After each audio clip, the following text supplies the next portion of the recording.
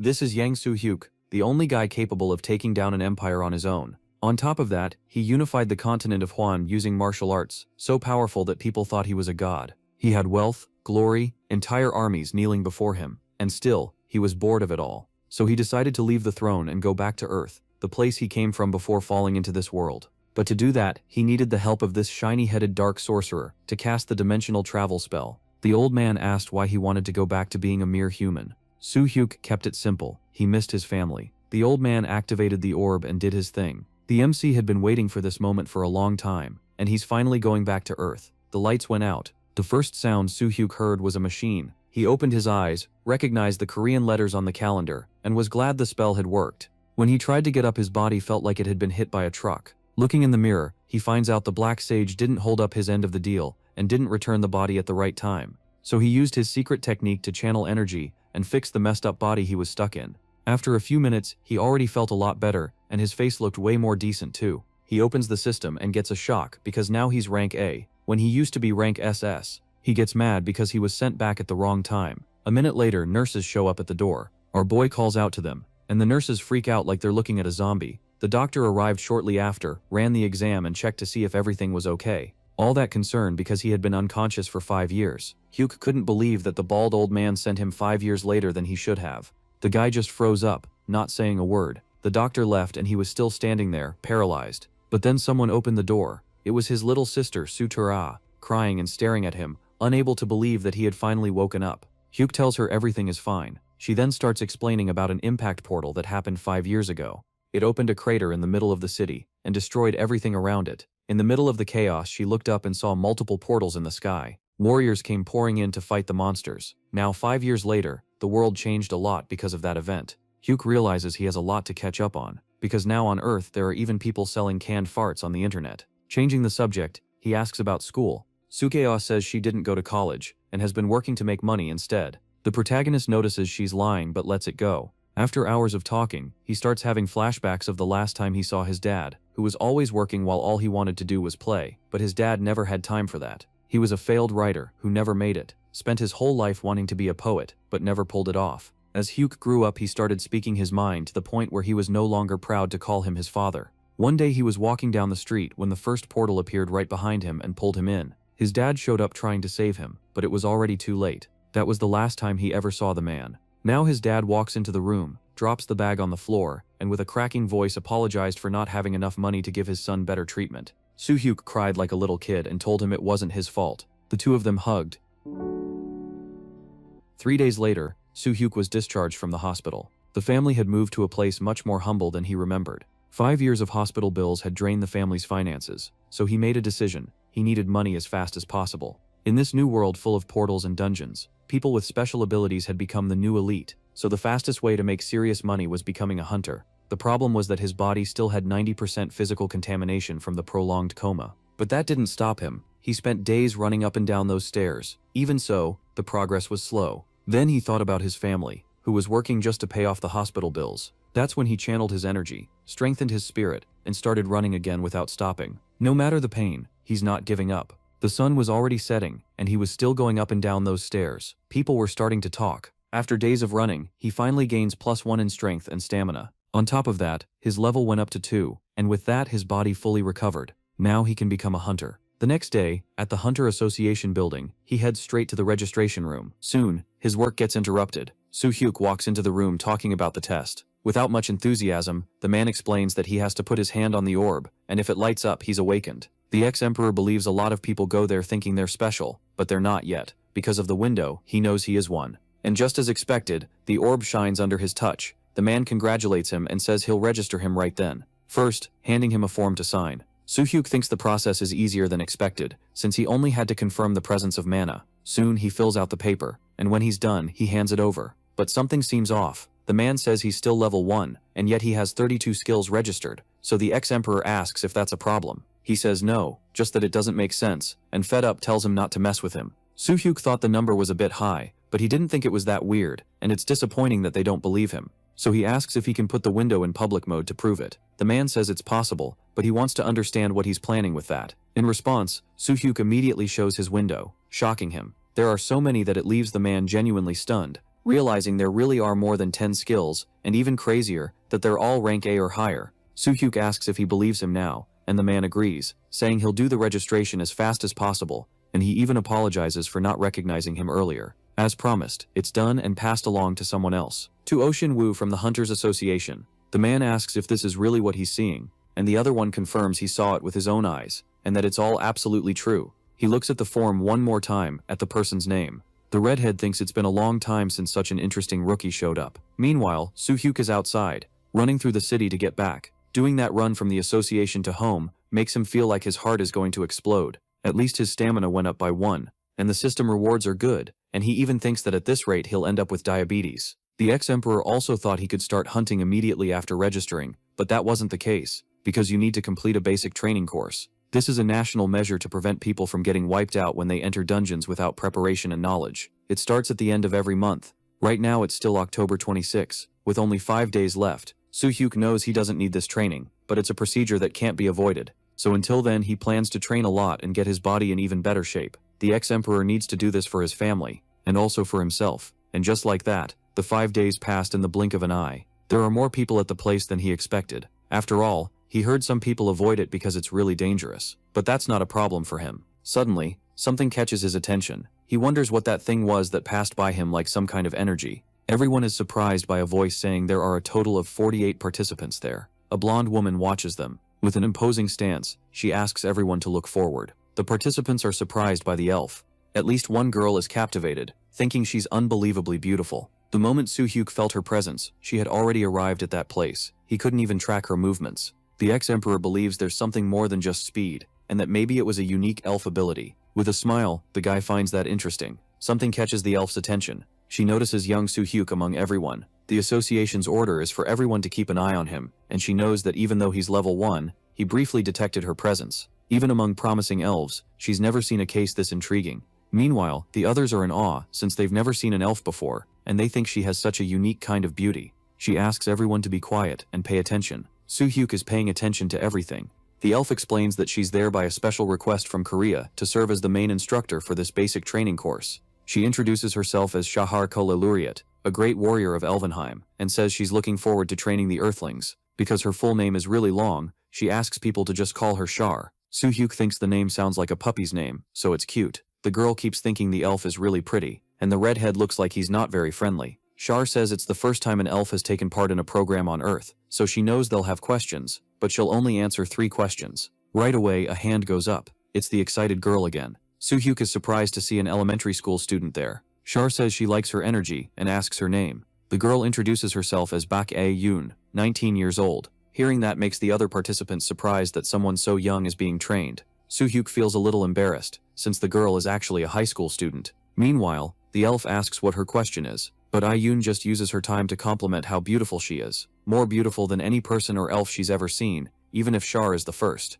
That leaves the instructor confused. The girl gives a small smile. Shar says that's a really unusual way to speak, because instead of asking a question, the girl just complimented her. The elf says she's the first sword of the great Kalaluriat family, and says that's why she'd rather be seen as a warrior than just a woman. Then she moves on to the next question. A few other participants raise their hands, and she ends up choosing the scary-looking redhead. Shar says it's because he raised his hand first. Her choice leaves the others shocked. Watching the guy, Soo-hyuk wonders if he's being kind of old-fashioned for thinking tattoos don't make a good impression. The redhead introduces himself as Jin Chang-hyuk, and he starts by saying his question might be a little weird. He wants to know if criminals can also take part in the training, because he read it depends on the instructor's criteria. Curious, Shar asks what kind of crime he committed. A little embarrassed, Chang-hyuk says he stole some things. Shar, surprised, says she won't recommend stealing, and she promises it won't be used unfairly against him there, and says that in Elvenheim, rule breakers have 2 choices. The first is to serve their relatives. The second is to fight on the battlefield to protect it.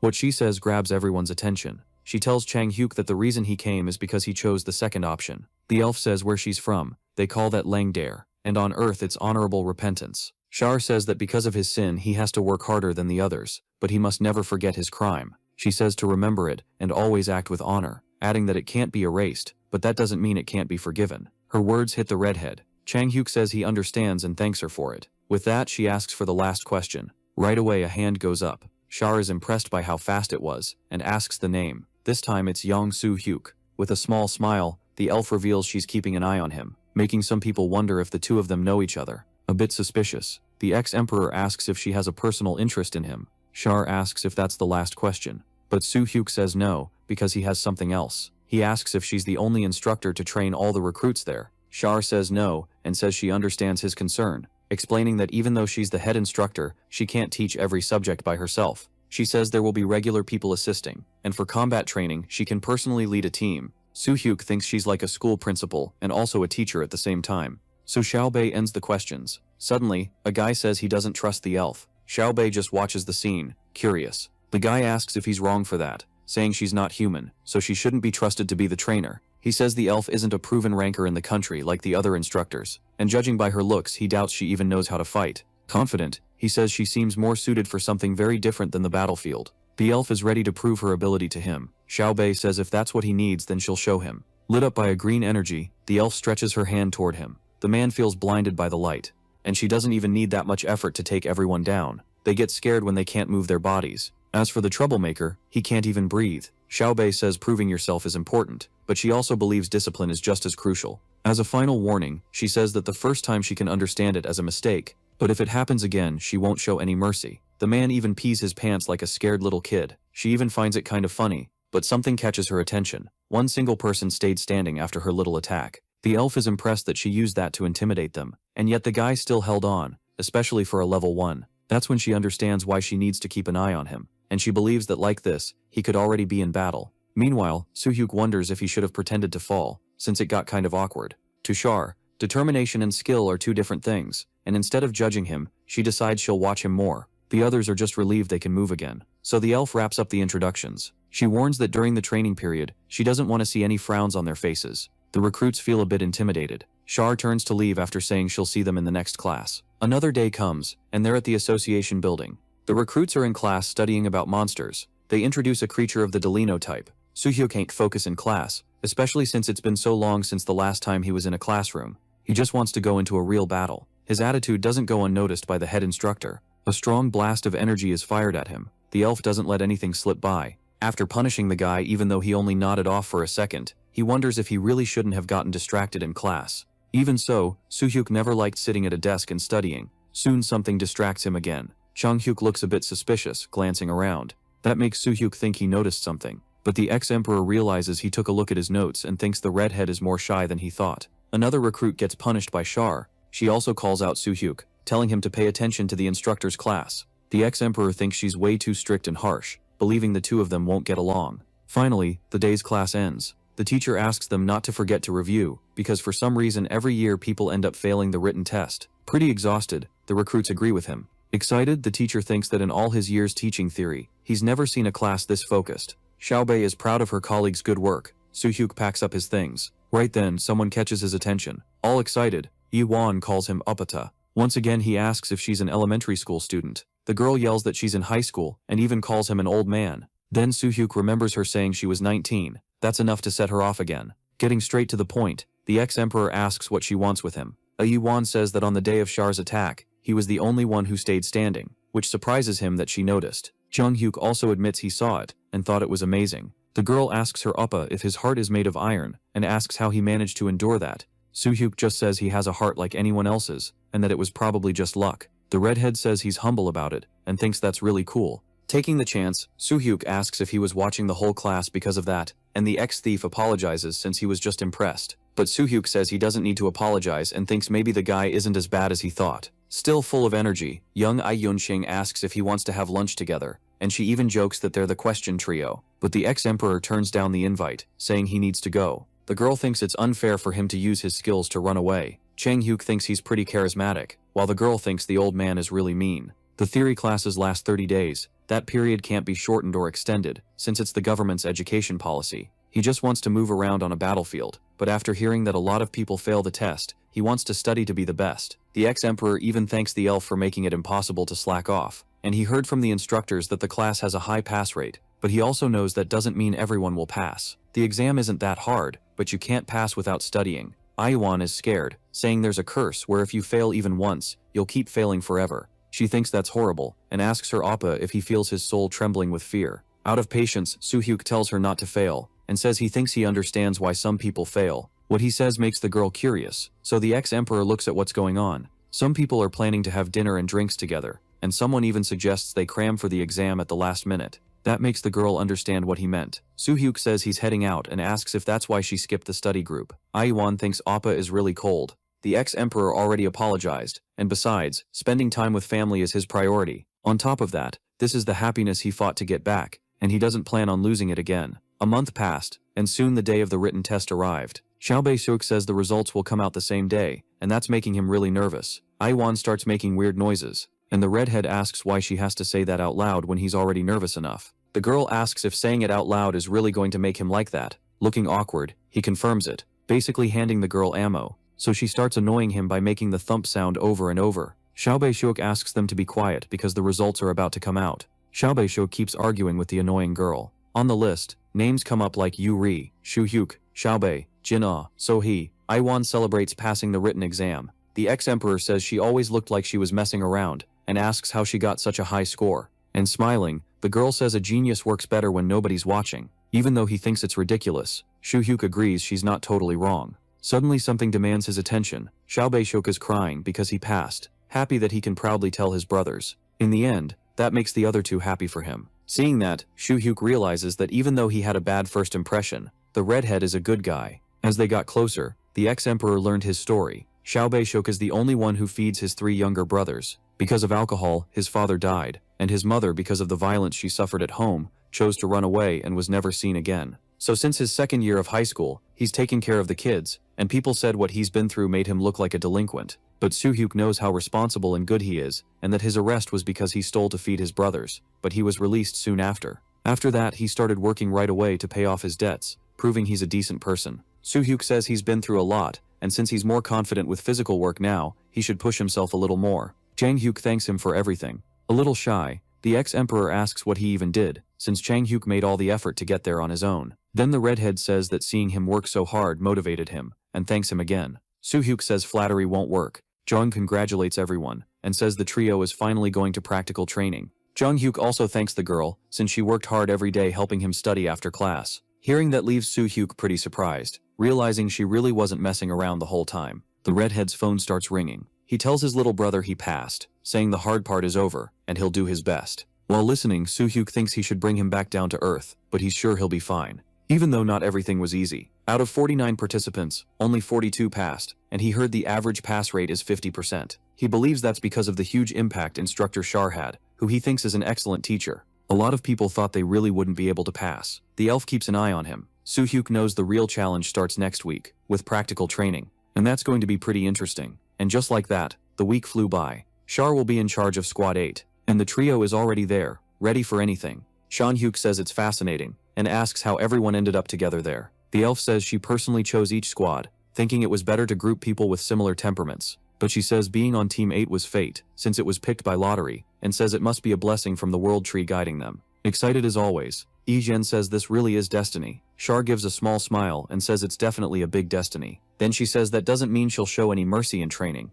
That leaves the two of them pretty scared about what's coming. Meanwhile, Soo-hyuk wonders if she's about to make the discipline strict because she understands they're about to enter real combat. Shar starts by saying they'll be going into the portal, and asks the redhead to explain what it is. In a few words, Shan-hyuk says it's an entrance to another world. The elf says he's right, however not all portals are the same. Then she asks Cadet Soo-hyuk if he remembers last week's lecture. The former emperor starts by saying portals are classified into 2 types, friendly and hostile. Among them, the hostile ones are ranked from 1 to 13, and the higher it is, the more dangerous it is. Shar is pleased that the least focused ones are answering well, and warns that for training they'll be entering a rank 1 hostile portal. Yi Yunxing gets really excited hearing that. The elf asks the girl what she knows about it. Yi Yunxing says it has weaker monsters and lower density, so it's used as a training dungeon for candidates like them. Shar asks if she's right about it being very easy, and the girl agrees. With a scary look, the elf asks if that means the monsters inside the dungeon can't kill people. The two don't know what to say, so Soo-hyuk is the one who answers that they can. The elf says he's correct and shows that that's why they give off something like that.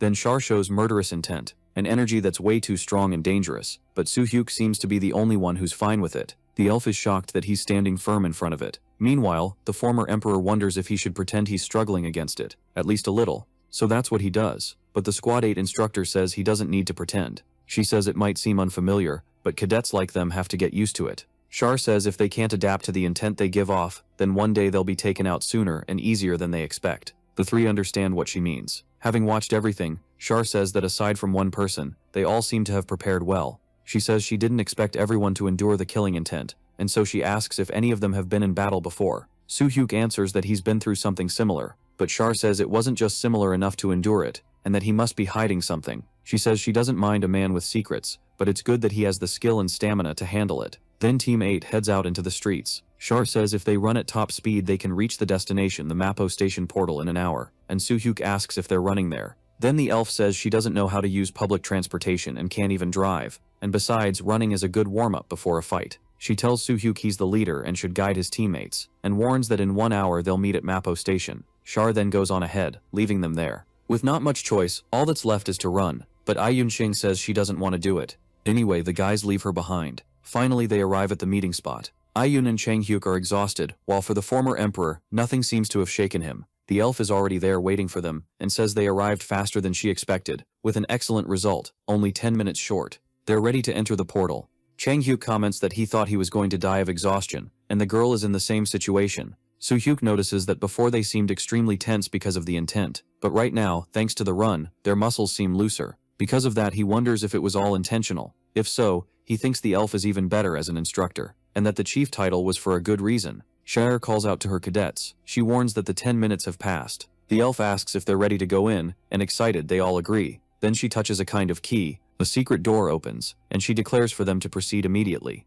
Chang-hyuk and the girl look a little suspicious. The name of the rank 1 dungeon located at Mappo Station is Mugye, literally meaning a world without borders. Through his studies, Soo-hyuk learned something interesting. There are many dimensions in this world that are called Mugye, a world abandoned by everyone, unworthy even of having a name. Soo-hyuk heard that even in places like that, sometimes intelligent civilizations are discovered that used to thrive long ago. Naturally, that made the former emperor think of something. He wonders if Mugye is a world that was created from the destruction of another. Soo-hyuk believes that might be the case. To him that's going to be really interesting. The place has hard ground and a reddish sky, not inviting at all. At the entrance, there's the portal, and Team 8 goes through it. This is Mugye after breaking into Mappo Station, with the base temperature being under 2 degrees, even though it looks like the start of hell. Xiao warns them to be careful, because they don't know when the enemy might show up. The monsters that live there are called Naro. They're canine type, around 3 meters tall, and as you'd expect from a creature like that, their main way of attacking is biting. Their main traits are their ability to make huge jumps, and the fact that they usually move in groups of 3 to 5.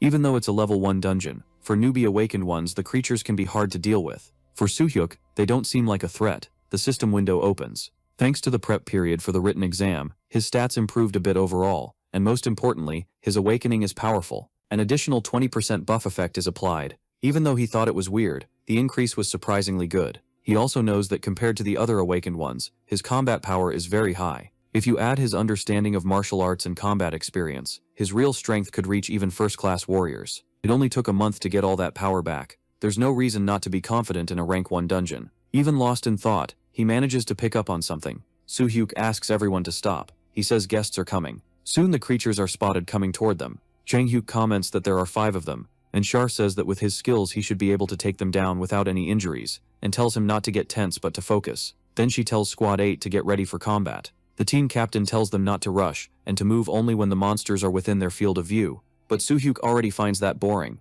wanting a bit of fun by beating them alone and really fast. Still he follows orders. Besides, his teammates don't have weapons. He heard they provide them during live training if needed. He didn't take one because he prefers fighting bare-handed, and he wonders if the other 2 have any skill that doesn't need weapons. Either way, the canine monsters are coming in full speed. After waiting for the right moment, Char declares it's time to fight. Suddenly, iron claws come out of Chang-hyuk. The redhead runs straight at the beasts. Soo-hyuk watches it all, impressed. Meanwhile, Ayun serves as the healer or support. Seeing that, he realizes it's time for him to move too. The former emperor is wrapped in his blue aura, using the movement technique, Gale Step. Soo-hyuk is so fast he passes Chang-hyuk, who was well ahead of him. He's going to use the training to check his current condition. The first monster tries to attack. He quickly dodges the bite. Soo-hyuk uses the palm technique, iron shattering palm shockwave strike, and then the piercing attack breakthrough. He finishes off the first monster, and another one shows up right away. This one is about to bite him with its very sharp teeth. Soo-hyuk jumps high,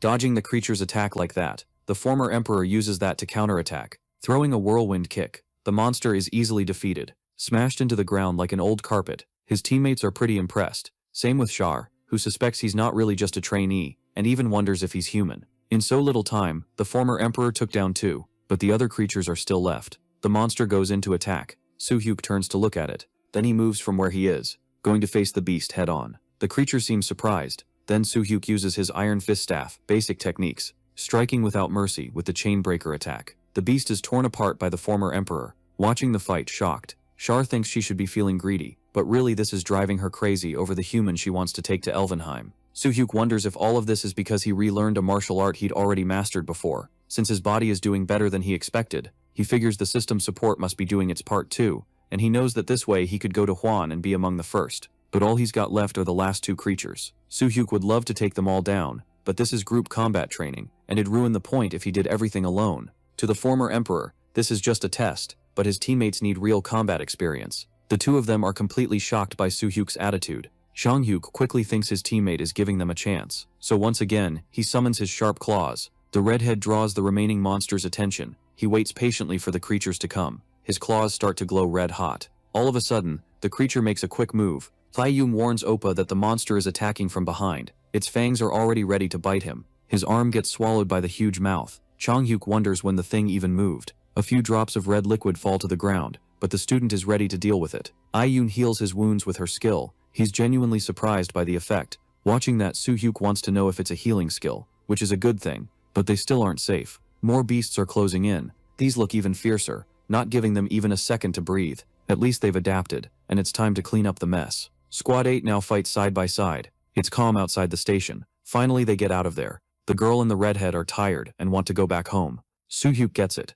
After all, they had 6 battles in their first real combat session. With a smile, the elf congratulates them on the good work, and says Earth's awakened really are extraordinary, just like she'd heard. The trio doesn't get why she's suddenly acting like this. Char says that besides the stamina loss, their combat skills improved, which is usually impossible. Like always, the newbies don't understand. But to a former emperor of the entire continent, it was nothing, and he thought it was just talent, though he wonders if the system has been helping with that. Char says she believes they'll all be able to enter a real combat deployment very soon, and as an instructor she feels proud. In the end, she tells them they can go home. That gets Chung-hyuk and Ye-yeon really excited. However, she calls Soo-hyuk over because she wants to say something. The guy turns around to see what she wants. She says that from what she's seen, his fighting style doesn't seem to rely on a system, and it's more structured like a real martial art. Char says that if he's not comfortable with the question, it's totally fine not to answer. But he says he honestly doesn't mind. So Soo-hyuk confirms that he's been training martial arts. That's what the elf expected, but she remembers that in recent years the guy was in a coma,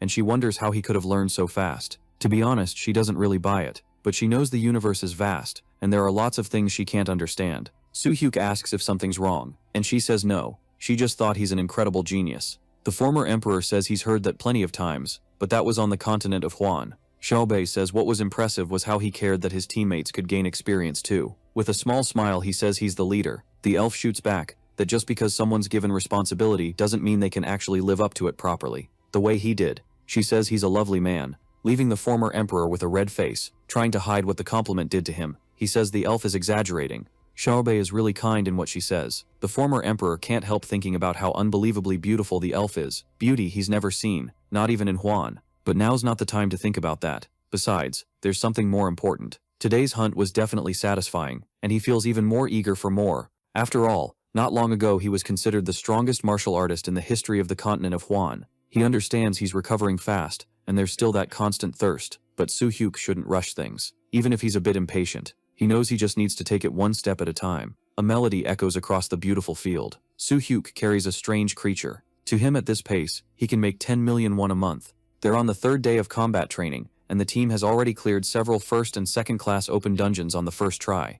They also made money selling the byproducts from the process. Monster bodies have some practical value, just like land animals, so Soo-hyuk managed to save up a pretty good amount of cash, but for now he plans to keep it hidden from his family. Anyway, it's not too late to tell them when the time is right. Aiyun calls out to her master, worried, and even though it's strange, he says yes. The girl says he looks really excited, especially considering the situation. Watching the scene, a little embarrassed, the former emperor says it looks like she's kind of right. Soo-hyuk still tries to convince himself that it's all about the money, after all. Suddenly Shower shows up behind them and says the current situation seems a bit dangerous. Aiyun says she's jealous of how well her teammates adapted, especially the redhead, who seemed to struggle a lot at first. Deep down, Soo-hyuk knows everything the guy does is for money. An arrow comes flying toward them. The former emperor's eyes are alert to everything. Distracted, Chang-hyuk says even the second series ones aren't that important. And Soo-hyuk grabs the arrow before it hits his partner. Something strange is going on with the object. He feels something like energy. Soo-hyuk says it's not just a goblin arrow, it's a human shot.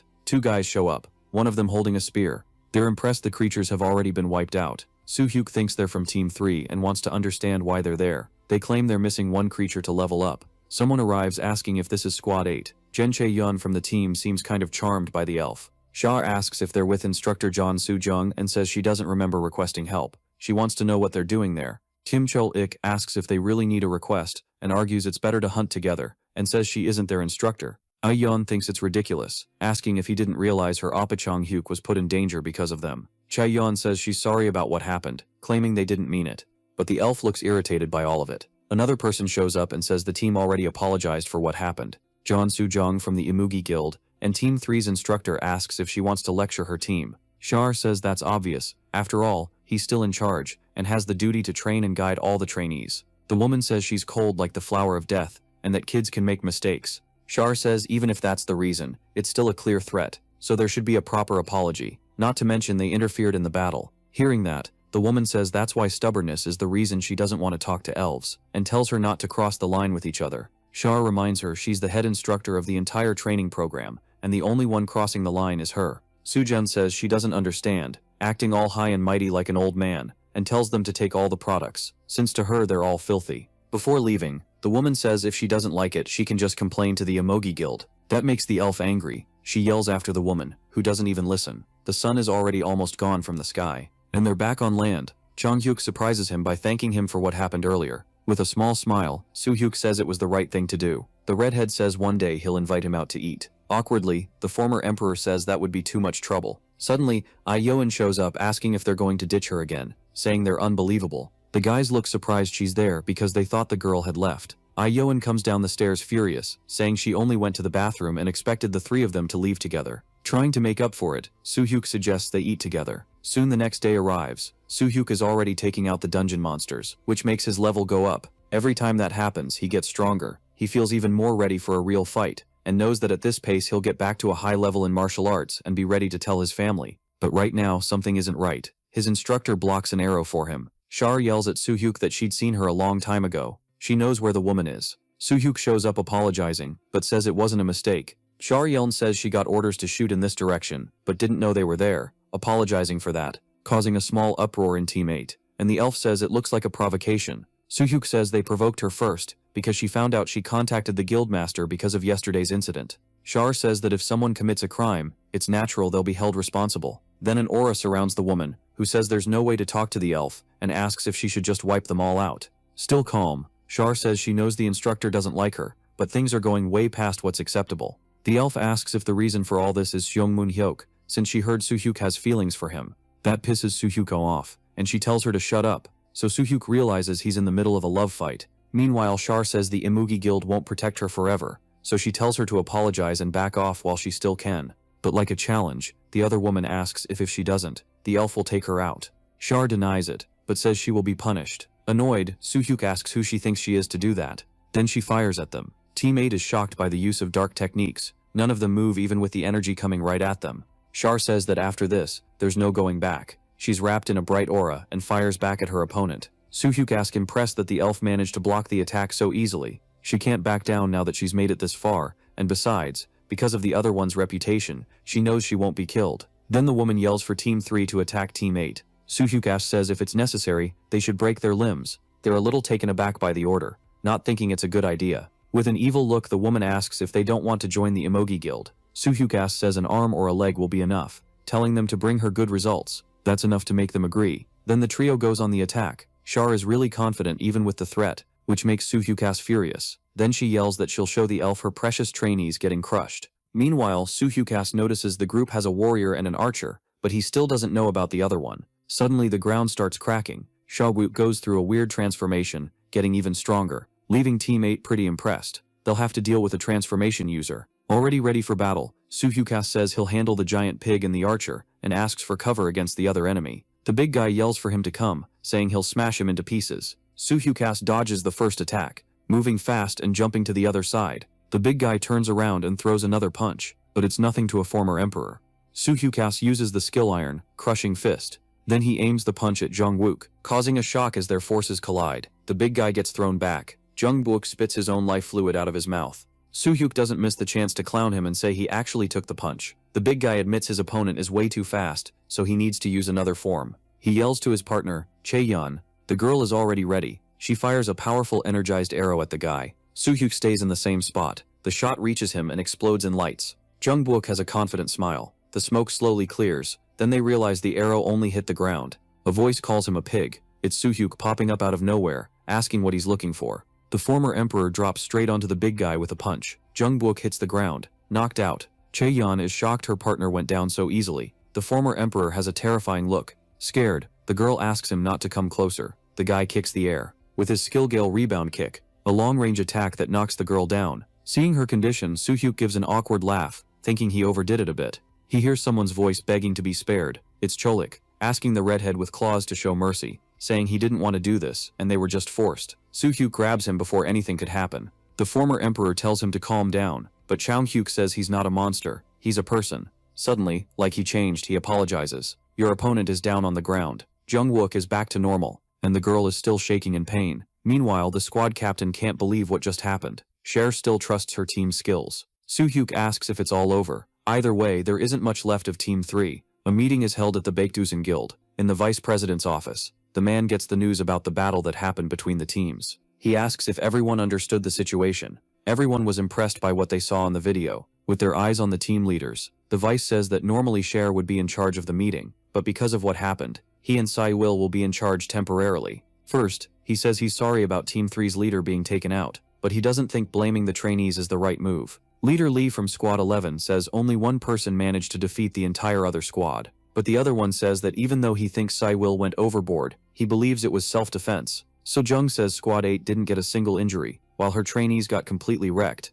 The vice says she's the one to blame for starting the fight over some petty romance, making the woman irritated by his words. He goes on, saying he's acting as the instructor and leading the case, so he asks her to watch her words. Lee reminds him there's a hierarchy, and asks if he's really going to let this slide. The vice denies it, saying that's why everyone is there, because they're going to vote. There's only one trainee on trial, and that's Young Soo-hyuk. He says the kid isn't just an incredible trainee, but also has extraordinary talent. The vice asks everyone who agrees with punishing him to raise their hands, but only one person does, and even then he lowers it after the others stare at him.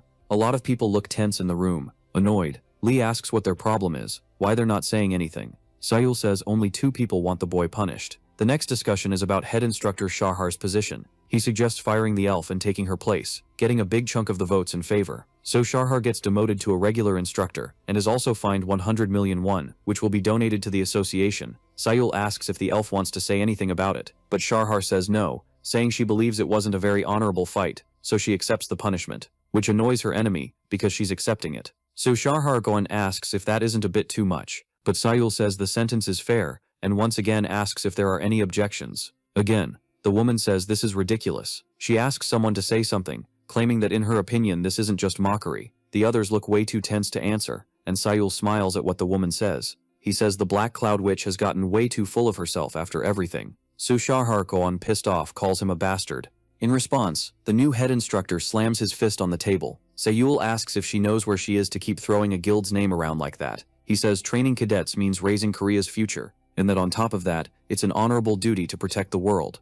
With an aura surrounding him, he says she stained the mission over a pathetic love fight. As punishment, Sayul says that from that moment on, she and the Emogi Guild are banned from instructor duties for 3 years. Even so, Xu Jiang asks who gave him the right to talk like that. Sayul says he did it as the director in charge of the 56th trainee program. One of the instructors asks if they shouldn't vote on that, which makes him agree, since there's still democracy in the country. Sayul says they'll settle it by majority vote, then asks if they choose Baekdusan or Emogi. Everyone knows Baekdusan is the best among the 3 guilds, making the man think he bet on the wrong horse, a total defeat for Emogi. People comment that the meeting was intense, and that they'd never seen Sayul that angry, and they want to know what's going to happen to Emogi. One of them comments that they talked about Soo-hyuk too, asking if they shouldn't recruit the guy immediately because of his strong track record. While the pair is distracted talking, the ex-emperor is watching the others. He wanted to know what happened in the meeting, but he doesn't really care since he's going to keep fighting. More stuff happened during the night. After all the training and combat experience, Suyuk has been getting stronger. He's ready to start.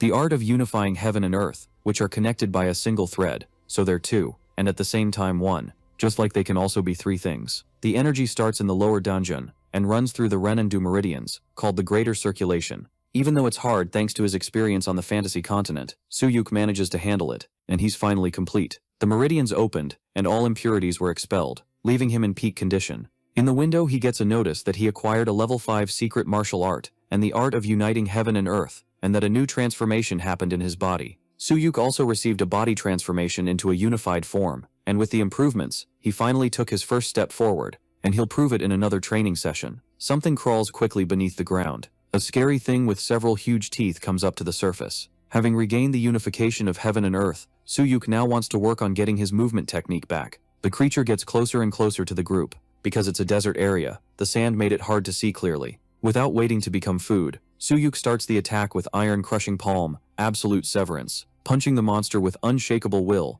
using 42 out of 100 of his inner power. Suyuk worries because the energy is solid, but the internal consumption is high. More creatures start to appear. With the aura wrapping around his body, he believes he still isn't using his ability perfectly. The small aura grows even bigger, looking like a strong blue flame. Suyuk gets ready for his next move. Then the window shows a legendary discovery, the newly discovered technique, 8 trigram steps. The ex-emperor already raises his fist to punch the face of anyone who gets in his way, stopping the first monster with his strike. The creature is thrown back by the impact. His friends watch the fight, scared. Ayun comments that the old man is on another level on this mission, and Chang thinks it's impossible to reach anything like that. Sharper notices his movements are sharper, and that his energy efficiency improved. Impressed, she wonders if the kid really got that strong in such a short time. Back to the fight, the two monsters left look even more fierce. Suyuk still has that confident look. He dodges every attack. The ex-emperor holds a stance for the new attack, using the blood demon palm, hitting each monster's points with just his fingers,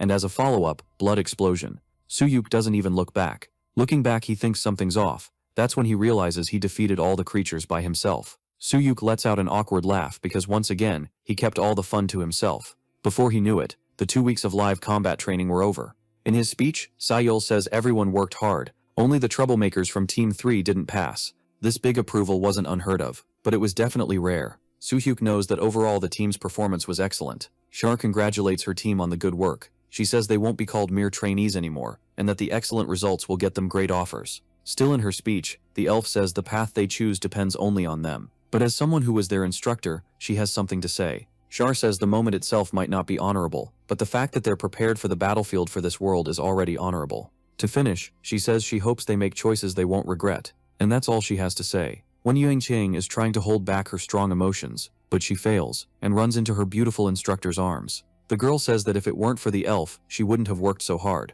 Char is very proud of her. She says she was really happy to meet everyone, and that she considers it an honor to be with them up to this moment. Still with eyes full of tears, Wen Yuan asks when they'll see her again, and asks the elf if she has a phone. Char thinks about it, and with a big smile says that if fate allows it, the wind will bring news of her. Chang says he has something to say. The redhead starts by reminding them that he's a criminal. He talks about the first day the elf told him that becoming an awakened was a way of redemption and honor. With a small smile she says she remembers, but he reveals it isn't honorable, since he never had such noble intentions. Crying, Chang says he only wanted to make money. He says that never in his life had he had those thoughts. The redhead keeps saying he could have worked hard at a normal job, but he chose the easier path. So after hearing everything, Xiaobei says she never felt ashamed of him, even when they trained together. The elf says it doesn't matter how his journey started, and that either way he shouldn't be tied to that. Making things even more intense, Char calls him Lang Dare, and asks him to remember that. She says there's no reason to shed tears of regret anymore, because the desire to protect will grant true redemption. In the end, she says she'll be looking after him. Then she turns to Su Hyuk. The former emperor says it was an honor to fight by her side, and Char has nothing to say to her. Squeezing his hand, she says she hopes to see him on the battlefield. It was a clear, beautiful day for a farewell, and all that was left was to fill out the official awakened record. In Korea, these people are ranked from 1st to 13th. For 13th, the strongest level, there's only one person, and in 12th there are 5, and those 6 individuals are the core force that protects and leads the country. Su Hyuk gets curious about what they're like. Most trainees usually qualify for the first level. Meanwhile, his data is processed by the orb. The man freaks out when he sees the data on the screen. So the former emperor is simply level 6. They called the ones who reached the legendary 13th level, the pinnacle of humanity. Among them was a genius who reached the 4th level right after finishing training in his early 20s, a lone warrior with no guild, who by himself defeated countless portals, and that person is Baek Muhak. In South Korea, he was an unprecedented phenomenon, even on a global scale. Very few had ever shown growth that fast, and right now, Soo-hyuk got a result that beats even Baek Muhak. The man asks him to wait a moment because he needs to finish the last paperwork, and then issue his hunter license. Meanwhile, the former emperor thinks things are beyond what he expected, because the awakened on Earth seem stronger than he imagined. But then he remembers that the Dimensional Alliance rated humanity's potential as mid-level, and the elves a bit higher than that. The Celestials who lead the Alliance of the Heavenly Realm were rated as 1st level. Their biggest enemy was the demons, which makes him think about the possibility of humanity ending up facing those beings. But Soo-hyuk doesn't want to think too much about it. After all, this whole ranking thing is just a standard set by the Celestials. Thinking again, Earth is growing at an incredible pace, way faster than the other continents, and he knows it's possible to break limits on this planet. Finally, his license is done, and to register he just has to use the bracelet.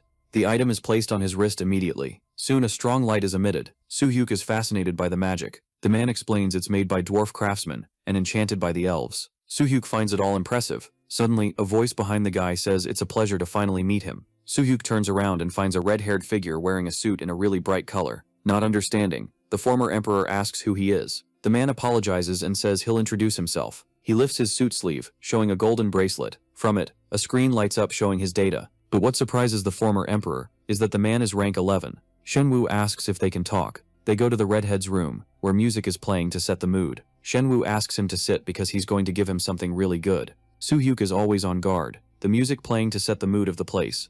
And the redhead hums along to the melody, but the former emperor thinks he's chaotic. Shenwu points to a weird device, asking for it to be heated up. Then it lights up like embers. Shenwu says it's getting cold, so he brought the item because he's pretty sensitive to the cold. That makes the former emperor think it's even weirder that he's using a heater in October. Finally, the drink is ready. The redhead offers some to Soo-hyuk so he can try the drink. Shenwu says foreigners go crazy for it, and asks if the guy doesn't like it, but Soo-hyuk says he does. A bit modestly, the man says he doesn't like making his assistants get his coffee, saying they're already too busy with other things. But the former emperor wants to get straight to the point, and asks what the man wants to talk about. Shenwu likes his attitude. The redhead asks if he's ever considered joining the Awakened Association. As always, Soo-hyuk gives a straight answer, turning down his request. Shenwu says the rejection was pretty harsh. He says he never imagined someone who wants to be a hunter wouldn't line up exactly with the association. Cutting ahead of the questions, Soo-hyuk also says he doesn't plan to join any guild, so Shenwu asks if he's a shaman, which the former emperor already expected him to ask, and he makes it clear he has no intention of immigrating. That gets the redhead excited, and he says he loves the wonderful country they live in too. He also says the guy is surprisingly sharp for someone who just woke up from a coma, and asks what his goal is. The man also says that if he wants something, he just has to say it, because if it's within his power, he'll make it happen. Soo-hyuk leaves the room hoping he managed to get a good answer out of him. Thinking about that makes him remember Yeon and Chang-fyuk, wondering how they're doing. He's surprised by the message. Both of his partners are rank 3. Soo-hyuk smiles, seeing that things are definitely starting for them too. He sends a message congratulating them for it. The former emperor is standing there, messing with his phone, but he's paying attention to everything, so something easily catches his eye. There's something really strange around him. A weird light appears in the sky. Soo-hyuk runs to check what it is. More people are on their way to do the same. They're scared by what they're seeing, because all of a sudden, a portal appeared there. A car announces what happened to the citizens, and asks everyone to stay calm and head to the underground shelters at Shinchan Station. Soo-hyuk realizes it's a rank 5 portal. A security guard asks everyone to move to safety, but in the meantime, more than 10 people have already been sucked in. The man tells them to stay calm because the awakened are there. Still, the others step closer. They argue about whether they should really wait, afraid the delay will worry the hunters about the people who were taken. Then the former emperor asks if they're not going to rescue them. The group turns around and asks who the stranger is, and also warns him to step back because it's dangerous. In response, Soo-hyuk shows his bracelet. That leaves the group surprised that he's awakened, and the woman asks about his rank. The redhead introduces himself as Kim Yuman, rank 3 guardian, and asks the former emperor if he really plans to go into the portal alone. Soo-hyuk answers that he knows guardians can enter in an emergency situation, which the redhead agrees with. Then, the former emperor asks if this isn't one of those cases, but Yumin says he doesn't understand why an awakened would risk their life for that, even if only a few civilians got swallowed by the portal. All arrogant, he says they're the chosen ones, and if people had the bad luck to get wiped out, then that's their fate. Soo-hyuk asks how he can say something like that, but Yumin keeps insisting he just said the obvious. He says they're not like normal citizens, and says Soo-hyuk is completely ridiculous for trying to get involved because of some sense of justice. And he adds that the former emperor doesn't even care about his own life. Soo-hyuk says it's not about justice. Annoyed, he questions how someone can have that power and still hide like a turtle, and asks if he really deserves to be called awakened. The former emperor also says he should be ashamed of it, since the government isn't paying billions just for him to sit around and do nothing. He walks past the redhead, who's impressed by his skill. Yumin yells, asking if he knows it's illegal for a hunter to enter a portal alone, and threatens to report the situation to the association. But Soo-hyuk just replies that he's not a coward, and says if he has time to complain, he should go home and be a good son to his parents. He enters the portal while Yumin keeps yelling, asking what makes him feel so special. The redhead finishes by saying he hopes he gets eaten by a monster, because he won't care. Still, he realizes not everyone agrees with his opinion. Yumin tells Han Taman that if he goes in too, he'll get wiped out. But the man just says he's not a kid crying for his mom like him, because he won't stand there like a coward watching civilians get killed off. The others feel the same way, and go into the portal with him. That makes Yumin angry, and he asks if the idiots are going crazy. In a huge forest, a man is sitting on the ground, confused about where he is. Scared, he says he thinks he's in big trouble. Looking around more carefully, he realizes it looks like the inside of the portal, so he gets up trying to think what he should do so he doesn't die there. He thinks about his wife and his daughter Mia-yoon, wondering how much life insurance he has. The man trips over a vine, and ends up falling face first onto the ground. He tries to brace himself to get up. Suddenly something catches his attention. Carnivorous plant-type monsters are ready to devour him. Using the vine, the creature grabs the man's leg, pulling him in to eat him. The monster opens its huge mouth. Desperate, the man screams that he can't die, and cries for help. His eye manages to catch the image of someone. There's someone there for him. Better than that, the man knows it's an awakened. Desperate, he screams for help one more time. The monster named Atoll just leaves its snack to eat later. Soo-hyuk notices it's about 2 meters tall, using vine-like tentacles that swing like arms. He thinks that with a sword, his job would have been even easier, because this is not a good situation to be without a weapon. The ex-emperor fires off several strikes at the enemy, like wind kick, receding first strike, and piercing force, creating a big hole in the plant. Soo-hyuk also knows that this kind of flower needs to be harvested, so he tries receding wind kick, gaining more power with vanishing gale, and then he hits the monster, finally harvesting the evil thing with just his blows. The man is lying on the ground, stunned by the awakened strength. He looks at the ex-emperor. Soo-hyuk introduces himself to the man, telling him he's safe now. Still shaken, the man thanks him for it. Finally, the guardians manage to reach him. Taemin says they came to help him. He asks if everyone's okay, and Soo-hyuk says yes. The swordsman is impressed that he managed to defeat a big Atoll by himself. Soo-hyuk says he's going to look for the other survivors, and asks them to take care of the man. Before he goes, they ask him to wait. Taemin says he doesn't have any equipment, so he offers his sword so he can deal with the Atolls. The weapon came at the perfect time for the ex-emperor. With that, he runs into the forest. Soo-hyuk is ready to take down more monsters. As he runs, he feels several presences in that direction. He knows about 20 people were swallowed by the portal. Even so, only one was saved. But no matter what, the man who united the whole continent of Hwan will save everyone and close the portal. A hunter's main objective is to destroy the cosmo energy, which is like the heart that supports the world, and close the portal. It exists in many forms, and it can even be a final boss, and defeating it recklessly could cause the entire world to collapse, killing the survivors. That's why they have to rescue them before a confrontation with the cosmo energy. Luckily, it's not too late for that. It's been a long time since Soo-hyuk used a sword, and this is a good moment. He draws his new weapon. Sensing his presence, the tentacles head toward him. Soo-hyuk makes several slashes with his sword. Pieces scatter through the air as he keeps leveling up, and he also reached the unity of sword and body. Using the weapon, the efficiency of chi transmission increased by 50%, and cutting power by 30%, almost at the level of a grade 1 swordsman from the arcane continent. Soo-hyuk meets up with the group, bringing more survivors. He says he's going to look for more and asks the guardians to stay there. Worried, Taemin asks if he'll be able to handle everything alone. Soo-hyuk says that luckily the world isn't that big, and once again says he'll bring the survivors there. Still, the guardian says that having only one meeting point could be complicated, suggesting they split up, choose different locations, and then keep in contact. Taemin shows the ex-emperor how to do that with the bracelet. He says he'll send the location of the last remaining survivors through a licensed courier, which makes things easier for Soo-hyuk, who didn't even know the bracelet had so many useful functions. Taemin says he's sorry he can't help much, since guardians aren't really suited for direct combat, but the ex-emperor says their concern is already more than enough. Soo-hyuk walks through the forest, using the sword to clear a path. Thanks to the guardians' help, the rescue efforts continued without any problems. He finds more survivors, and introduces himself to them. Through the courier, Taemin says the 22 people were rescued, which is good for the ex-emperor, who can now focus only on fighting. All that's left is to destroy this world's cosmo energy. The huge tentacles sway, ready to attack. Being 3 meters tall, Soo-hyuk believes Atel is the final boss, so he plans to take the monster out really fast. The former emperor throws the first strike, but nothing happens. Besides being huge, the thing's tentacles are also really strong. He dodges Atel's attack. Soo-hyuk realizes a normal sword skill isn't working. After all, a boss really is on a different level. There's a method he doesn't like, but it's been a long time, so he thinks it's fine to use it. Soo-hyuk is channeling energy into the sword, a technique more powerful than high-level martial arts, at the cost of the user's willpower, the soul-stealing demon sword. If he can control it, that insane power will be his alone, but he needs to withstand the malice it carries. This is the only way to defeat that thing. With the dark energy he charges at the monster. His only enemy is the giant Atzel. Soo-hyuk uses the soul-stealing demon sword ultimate move, firing off soul-reaving slash. The monster takes all that energy head-on. This attack seems to work against the creature, and as a result, once again, the former emperor levels up. Thanks to his mental toughness, he resisted the mental corruption. In the system window it shows he gained the skill advanced immunity to mental corruption. His mind was purified, and his proficiency in the soul-stealing demon sword technique increased, and he gained the title of Minor Destroyer. That's way too surprising for the former emperor. The Guardians wait outside the portal. They're worried because Soo-hyuk is taking longer than they expected.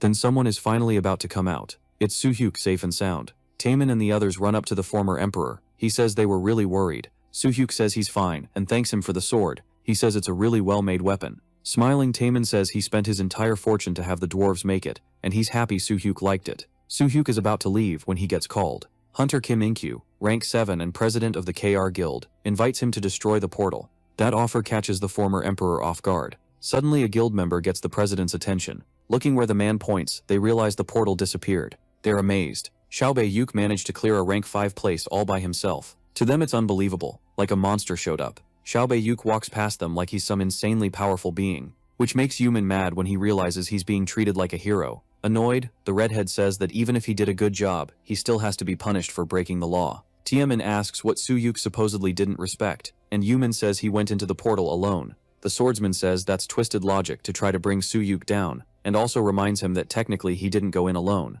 Still, Yumin argues, saying the bastard never intended to follow the law, and they only got caught up in it by chance. Out of patience, Taemin says there's no reason to talk to him. Then the redhead starts making a scene, saying the former emperor tried to enter the portal alone and ignored them even with warnings, treating the association like a joke. The people watching wonder what's wrong with the two of them, hoping at least Yumin would show some gratitude. Then everyone starts commenting, wanting to know who this guy is making a scene, and whether he's from the association to be acting like that. That just makes the Guardian even more irritated. He says it's time to show what happens to illegal awakened. Then the man grabs Soo-hyuk by the shirt. Yumin threatens the criminal, but the former emperor looks calm, like the annoyance is nothing. Irritated, Yumin asks if he's going to hit him, because he'll add that to the charges, making a point of personally taking him to prison. The former emperor's answer is a punch to his stomach. That catches the bully off guard. Yumin drops to the ground, groaning in pain. Before Soo-hyuk could do anything, someone else steps in front of him. In-kyu says he should be thanking the guy who saved everyone at the gate, asking what he thinks an awakened even is. But his lecture just makes Yumin angrier, and he asks who he is. The man introduces himself again as the president of the KR Guild. Yumin lowers his head in front of the authority figure, and everyone looks towards someone even higher than that. Shimwoo reveals he heard everything from where he was. He introduces himself as the vice president of the Awakened Association. First he apologizes for not responding to the situation in time, and promises he'll make sure nothing like this happens again. Shimwoo says that if anyone feels unwell, they can visit any university hospital in the association network, because all expenses will be covered by them. An older lady says that if it weren't for the awakened one, they'd be in serious trouble, and asks that he not be punished. Crying, the first person rescued says that if it weren't for the savior, he'd never see his family again, also asking that the ex-emperor not be punished. Shimwoo says they shouldn't worry about that, because it won't happen. He then asks Soo-hyuk to check the license. He quickly does it by touching his bracelet. The screen shows the status of solo player, a license that allows him to enter the portals alone. That even surprises the ex-emperor, who thinks it's the request he made earlier. Shimwoo kindly explains that he has permission to enter alone, and on top of that he rescued people, so he deserves a hero reward. The man asks everyone to give young Soo-hyuk a round of applause. Thanks to the vice president, the portal incident was resolved. Kim Yoo-ming got a 3-month license suspension, and was sent for 6 months of frontline service as punishment. Soo-hyuk's hunter rank increased to 8, and he received 20 million won as a reward. Shimwoo says the association's budget is tight, so that's all they can give. Soo-hyuk says it's fine, he just wants one favor, that his name not be published in connection with the incident. The vice president says that's not a hard request, and he'll make sure it's honored.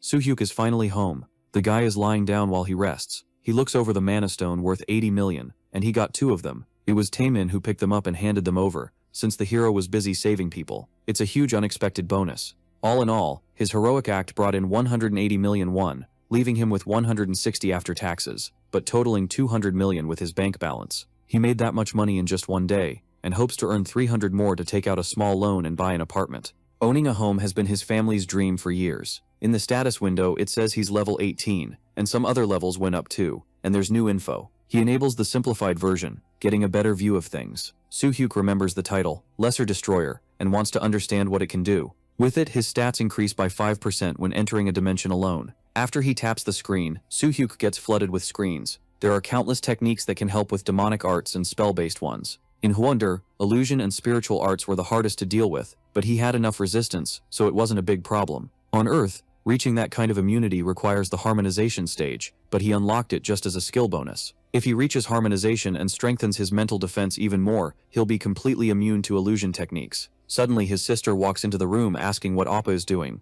Sora says it's been a while since he's been talking to himself, and the guy says it's nothing, and that she's being way too suspicious. The Guardian says she'll cut up some fruit to eat. From the news she finds out about the portal incident near Sinshan Station. Sora points it out to her brother, and he pretends to be surprised. At least he's sure the vice president kept his end of the deal. Something catches Sora's attention. His bracelet is giving off some kind of signal, so he quickly hides it. Sora plans to tell his sister, but he's waiting for when she's alone, though he wants to keep the portal incident hidden. He doesn't have much time to think because his sister grabs his arm. Sora reveals she already suspected it, but now she has confirmation that he's an awakened one. The girl gets a little mad, reminding him it hasn't been that long since he was in the hospital. Sora replies that he remembers, and that was the reason he went in. Sora also says the bracelet means he's rank 6 or higher, accusing him of having been awakened for a while. To make things worse, the ex-emperor says he might reach gold soon, because he's very talented. His little sister asks if he thinks he can get out of it with just words. The news comes back to the portal incident, saying that a rising star among Korea's awakened played a crucial role in stopping it,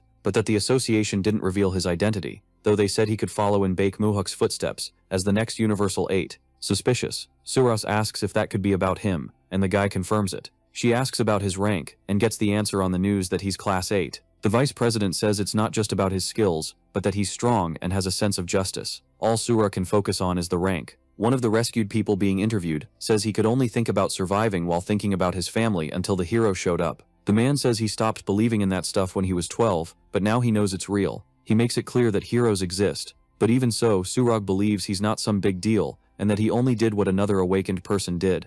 Since that day, the world hasn't stopped talking about what happened, and even about having faith in humanity and in Korea's strength. On the news they keep talking about the divine class awakened who shook everything up. The man talks about how he chose to keep his identity hidden, and everyone respected that. On the phone, Shinwoo tells him to enjoy it because he did something incredible, revealing he's a huge fan of the nameless hero. He even says that if he weren't vice president, he would have started a fan club, which makes the hero ask if he's not posting secret comments. Shinwoo just replies that he's a mysterious man. After revealing the truth, he formed a temporary alliance with his sister, with the first rule being to fool their parents.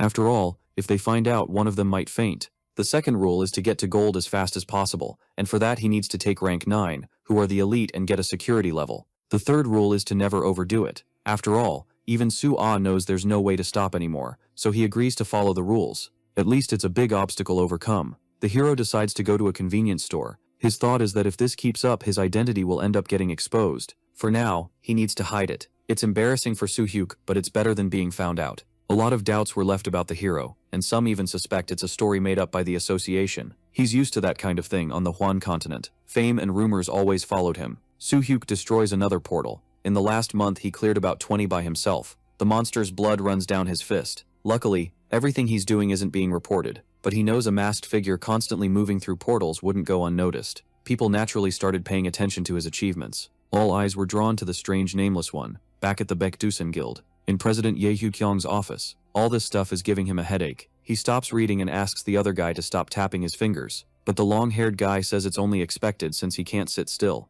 Seeing that makes Sayul wonder if the man really should be the leader of the biggest guild in the country. Then he says that if the guy is that impatient, he should go see him, which gets Hyung excited about the idea. He says it's better than sitting around and believes that if he's direct with the nameless one, he won't ignore him. Suddenly his foot freezes to the floor, catching Hyung off guard, and he complains about it. Saiwul explains that he shouldn't go running off like a madman. He explains they sent a bunch of messages and calls, and if there's no reply, it's because the masked guy has no intention of showing up. Hyung asks if they're going to sit around waiting for the guy to get away, and how long they'll let ManhwaCapped manipulate them. He also complains that the other guilds will go after him, and Saiwol suspects the nameless one is Soo-hyuk. The guy with glasses says that even if it's not the kid, he has potential like the unknown one, and the long-haired guy demands he tell him the plan. Saiwol says that during training, Soo-hyuk never wanted to socialize, ignoring messages and calls from the guilds, aware that at this rate the ex-emperor won't sign with anyone, and that pressuring him is a really amateur move. The man says there's only one solution, which is Shaharkal Eluriat,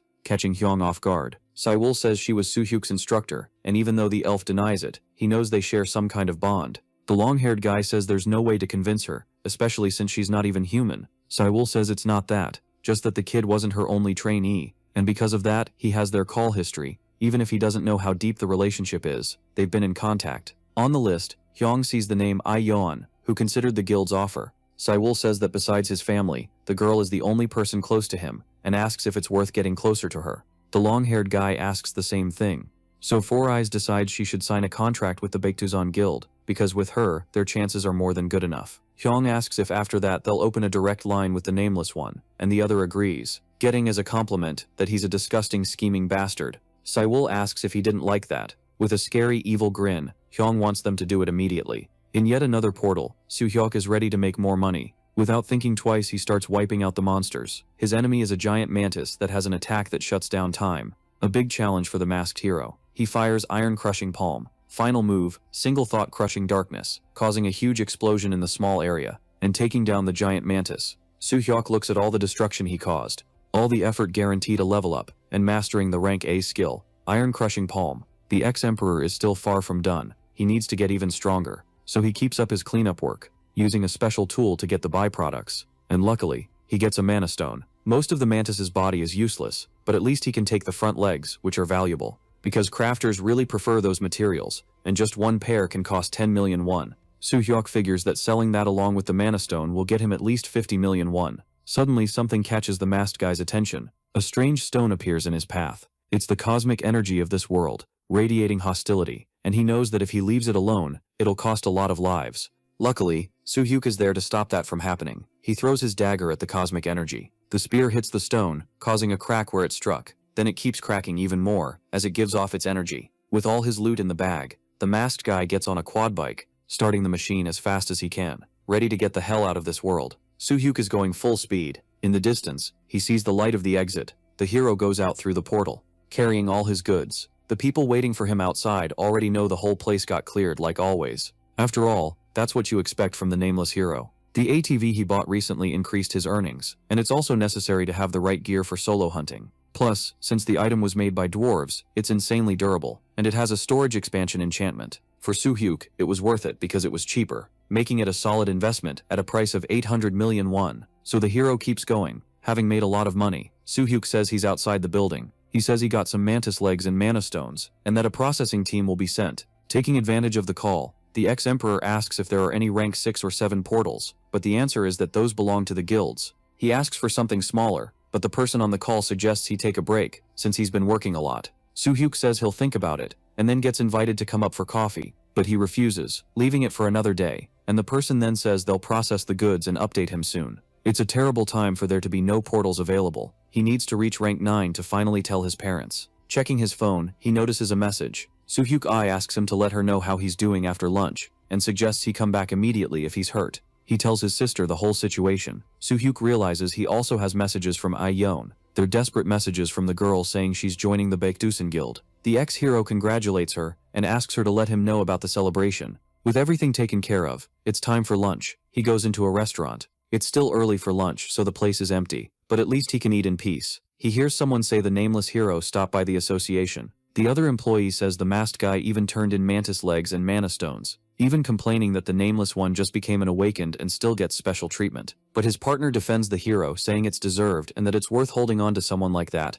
and saying that in another country the media could tear him apart. With no choice, the man admits he's right. After all, the masked guy has potential like Bak Muhak, and losing him would be a disaster. What catches Soo-hyuk's attention in the conversation is when they talk about the Tranon dimension, a long-range restricted zone where nothing has been found. Even the former emperor knows it's impossible for someone to do it alone. They comment on how really strange this silence about the situation is. The pair also talks about the association teaming up with Elvenheim, and even about the pretty instructor who showed up. Then the other one mentions the rumor that Elvenheim developed a new magic tool that can shrink the Cosmos location down to the size of an island. Soo-hyuk is no longer at the table. The guy is paying his bill while he hears that the association will soon make a recruitment announcement for hunters. That catches Soo-hyuk's attention. With no active gates there isn't much work, and he knows he wouldn't be able to handle the Tranon dimension alone. Remembering what that employee said, he knows it's the perfect chance. He needs to be quick, so he calls the vice president. But apparently the man is pretty busy. Soo-hyuk thinks about what he should do, because he needs to be faster than the guilds. Suddenly someone shows up saying he's pretty arrogant, and with talent and power at his age, he has every right to be.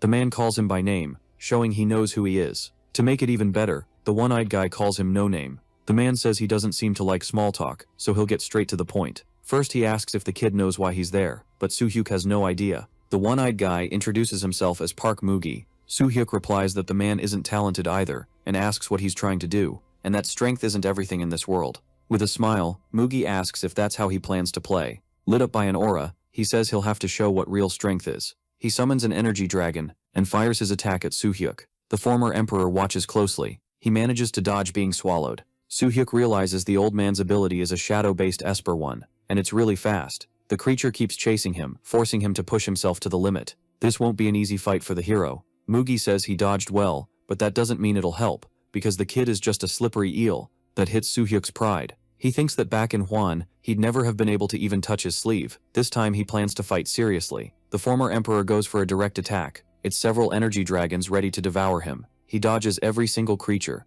too fast to keep up with his movements. Using that tactic to face the enemy head-on, the kid is more impressive than the old man expected. At least the fight just got even more interesting. Mugi launches a new attack, but this is Soo-hyuk's chance, while the one-eyed guy is distracted by his clone. The man tries to read his movements, but no name is even faster. Soo-hyuk understands that even if it's an Esper ability, in the end it's still just fire, and that it can be put out by consuming the air around it. So he uses Wind Cleave and Receding Wind Kick, fighting off all the flames around him, annoying the one-eyed guy because he's so skilled even though it's only been 2 months since he became awakened. Soo-hyuk finally stops right in front of him. Energy is surging through his whole body. His next move is the Shaolin secret technique. Firing the 100-step Divine Fist, Mugi tries to protect himself from the powerful blast. His flames aren't as big as before, so they're quickly snuffed out by the attack. Then he opens his eyes. Soo-hyuk is using the touch against him. The former emperor explains that right there is the pressure point, and hitting it will immediately cause his death. Mugi wants to understand what kind of technique this is,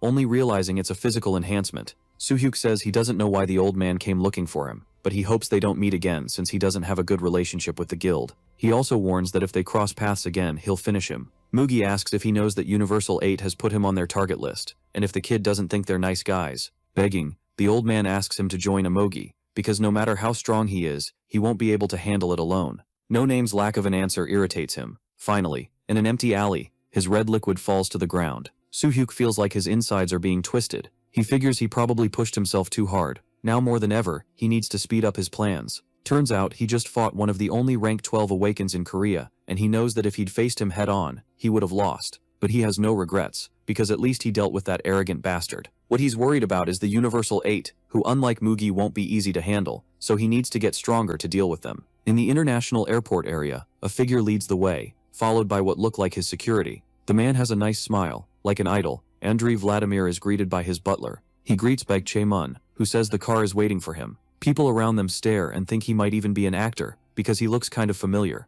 Chae-mun says if he'd contacted them earlier, they could have avoided all this commotion. But Vladimir says he didn't expect to have to move urgently either. But the old man says even so, a heads up before leaving would have been good. The trip happens in a small limousine. Vladimir asks where No Name came from. His butler says it's only been a few months, since he was in a coma, and that the weird part is how he got strong so fast. The blonde asks if he's young, and gets the answer that the unknown hero is 27 years old. Vladimir reveals the masked man is the reason he came. This is going to be very interesting for him. He asks when Byoke is going to be released. Chae-mun says they heard he might be released next week, and asks them to wait a little. Vladimir isn't happy that No Name is going to stay hidden for another year, and complains that the training-obsessed lunatic hasn't changed at all. The driver looks a bit uneasy with the blonde's presence. Andrei Vladimir, the Blood Prince, also known as the ruler of the night, a Russian superhero. Since he's part of the infamous Universal 8, it's no surprise he's so arrogant. The blonde notices something is off. He asks the driver if he doesn't like hearing his boss being insulted. Chaemun tries to smooth things over, saying he's just a kid. Andrave asks if he said something wrong, because the bastard locked himself up to train, so he had to come. Once again his attention goes to the boy, and he asks if he doesn't like him, but the driver says no. The blonde leans in and tells him to relax and put a smile on his face. Chaemun promises he'll make the driver understand what his place is. Andrave says he's known Bake Mushauf since he was just a little brat, and he taunts him, asking if his dog thinks he can talk back to him like that. The driver asks him not to insult his master. A wicked smile appears on the blonde's face. Andrave, with a sinister aura, asks if the bastard really said that to him. The driver gets really scared. It's like he's about to be devoured by monsters. He can't even move. If this keeps going, the guy knows it'll be the end for him. So the driver begs for mercy. Then all that aura disappears. Chaemun asks the guy if he's okay. The driver trembles in fear, only realizing that for a moment he thought he was about to visit the other world. But the old man knows something's wrong with the guy, so he asks to stop for a moment. And the blonde says the driver's got a horrible look on his face. Andrave tells him to relax, because life's too short to go around depressed. It's morning again. The internal injuries from the fight against Park Mugi still haven't healed. If Soo-hyuk tries to move recklessly, the pain will start spreading like poison, so he can't go into portals for now. He needs to recover first. The door is opened by his mother. She finds it strange that he runs every day, but this time stayed home, and she also says she has the day off. Then his dad shows up, and suggests they go on a little outing together for the first time in a long time. Soo-hyuk shows up agreeing with the idea. Finally, Soo-hyuk asks if everyone's off, and the three of them agree at the same time. The ex-emperor, though, is left with nothing to say. In the end, he says they planned this without him, and it would have been nice if they'd told him beforehand. His dad says it's not like an unemployed guy like him has anything to do. Without revealing anything, Soo-hyuk says even people without a job have things to do. At that moment, the man says that sometimes his son gets home so late even though he claims it's just training, suspecting he's hiding something. But his mom defends him, saying kids don't have to tell everything, and they also need a bit of privacy. Soo-hyuk feels awkward when the woman says she understood everything. Dad says he's just a little worried, and mom says staying cooped up at home all the time isn't good either. Anyway, the older man says they'll still go to Han River Park, maybe catch a movie or eat out. That cheers up the youngest in the family, since they haven't done something like that in a long time, and Soo-hyuk adds that mom won't have to cook, which makes the woman ask why, and the ex-emperor tries to explain that she won't have to do any work at all. Soo-hyuk reminds them they should bring lunchboxes to the park, even if they end up having dinner out. The girls' eyes light up as they make the request to Dad, and Soo-hyuk remembers that when it comes to food, the man's cooking is way better. He pretends to be surprised by the request. Dad is ready to show off his cooking skills. He announces that everyone should watch TV in the living room while he cooks. His hands are skillful, even while chopping up some onions. The next step is to sprinkle in a little salt. Amused by the scene, Soo-hyuk asks where her dad learned to be that confident, and mom laughs, saying he's really feeling inspired. Finally, the omurusi is ready for breakfast. Soo-hyuk and mom's eyes sparkle at the food. Dad offers Soo-hyuk his plate. Seeing his portion, the ex-emperor thinks it's a bit too much. The older man says his son has been training hard late into the night, so he needs to eat well. Mom says it doesn't matter that he's unemployed. Seeing him healthy already makes her happy. They praise the food again, and Dad finds it strange that his son is being too quiet, and he says the food is good. It's been so long since Soo-hyuk felt this kind of warmth, wishing every day could be like this. The small house isn't uncomfortable, but he still can't stop thinking about it. He wonders if this is the best time to tell them his secret. Worried, Dad asks if something's wrong since he barely touched his food. Soo-hyuk sets his spoon down on the table. With his head lowered, he says he needs to tell them. Before he can say anything, Soo-hyuk calls him. The girl signals that now isn't the time to tell the truth. Soo-hyuk thinks that if he tells them, they might feel like they lost the son who just woke up from a coma. His bank account has around 500 million won. If he takes out a small loan, he could probably get a 30-pureg apartment. But Universal 8 is on the move, so he needs enough power to face them, and for that he needs more money. The weather is nice for the outing. Soo-hyuk notices the car is shaking a lot, and figures it's because it's really old, so he gets the idea to buy a new one. Impressed, Soo-hyuk looks at the awakened ad. There's a huge poster on the building, and the girl comments that being one of those special people doesn't seem so bad. She says the number of eliminations has gone down, and the public likes them like they're celebrities. Soo-hyuk says if that were the case, the family wouldn't suffer so much, but mom says she doesn't want her daughter's hands stained with red liquid. She says there are things more important than money. Then the girl jokes, asking if that would be having a pretty daughter, and so they keep traveling. The family spends a few rare peaceful moments together, and Soo-hyuk can't remember the last time he had a day like this. He enjoys the delicious snacks Dad made. Soo-hyuk already lost a lot of time with them when he was in Hwan, so he wants to make them even happier. He wants to use his abilities to do everything he can for his family. Mom is impressed and asks if all of this isn't too expensive. The ex-emperor says, since his sister booked the movie, he'll pay for the meal.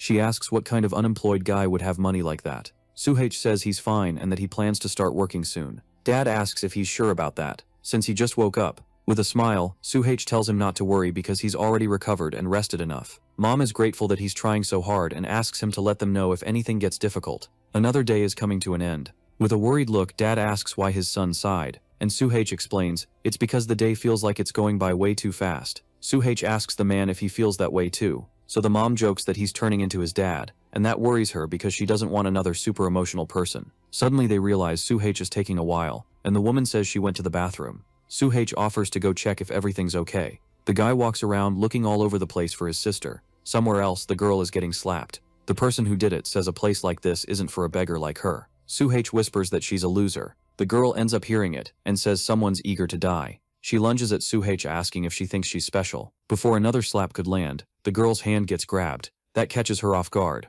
Soo-H has that look like he could take anyone out. He says it looks like some kind of disguise technique. Annoyed, the girl asks who he is to butt into this. So Soo-H introduces himself as Soo-H's brother. His sister says she's fine. She tells him not to get involved, but he asks how he's supposed to not get involved when his sister was about to get hit. Suddenly he looks at her when he notices something. Now the ex-emperor knows his sister has been slapped before. Soo-Hyuk asks what kind of half-baked bargain bin disguise she's wearing, looking like a monster. A scary aura surrounds him, and the girl feels it and gets terrified. Then she screams, calling him a pervert and telling him to let go. Han-Aran opens her eyes and realizes nothing is holding her. Soo-Hyuk laughs and asks if she's crazy, which pisses the other girl off as she asks if she's messing with her. Soo-Hyuk wants the details later, but for now he tells Han-Aran to stop before things get worse. But that just makes her angrier, and the girl asks what a beggar like him is gonna do. The ex-emperor says being poor isn't a crime, but Han-Aran insists it is, because the rich walk free and the poor get punished, and that's how the country works. She asks if growing up like that made him clueless,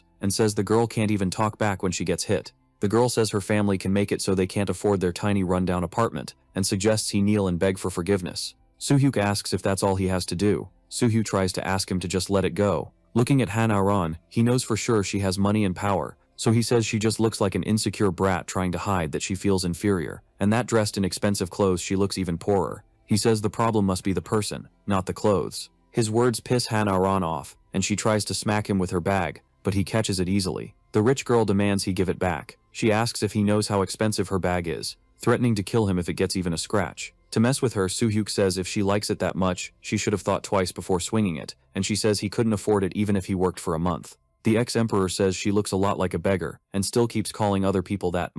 Soo-Hyuk completely rips her bag apart. The girl's stuff falls to the floor. It's like her soul left her body, and Han-Aran asks if she's just dreaming. With a satisfied smile, he says it's reality. Han-Aran panics when she sees what's left of her bag. The girl can't believe that bastard actually did that. Then she points at Soo-Hyuk. Then she tells her friends to wreck him, but he's an ex-emperor, and he easily dodges a rich girl. Soo-Hyuk picks up his sister, so she doesn't get smacked with a bag. He easily backs away from them. Seeing that little fight, Han-Aran suspects the guy isn't awakened. Soo-Hyuk takes her phone. He's going to check if it recorded properly. On the screen it shows the group of girls laughing at the siblings. A black ball is coming straight at him. The ex-emperor notices right away. Using just one hand he stops the object, and it drops straight to the ground. Smiling, he asks if she had a bodyguard hiding somewhere, but it's a shame because her phone is in his hands. Soo-Hyuk says she must be from a high-status family, and threatens, asking what would happen if the video got out. He tells her to take it as a warning not to mess with his sister again, and that she should be grateful only the bag ended up getting ruined. Before leaving, the ex-emperor says that if he wanted to, he could wipe them all out right then and there, which scares the mean girls. Away from the commotion, the siblings are sitting down. Soo-Hyuk says she didn't want to show that side of herself. She says they were classmates for all 3 years of high school and never got along. Since Han feels superior, and things got worse in the second year, when her dad's business started doing well,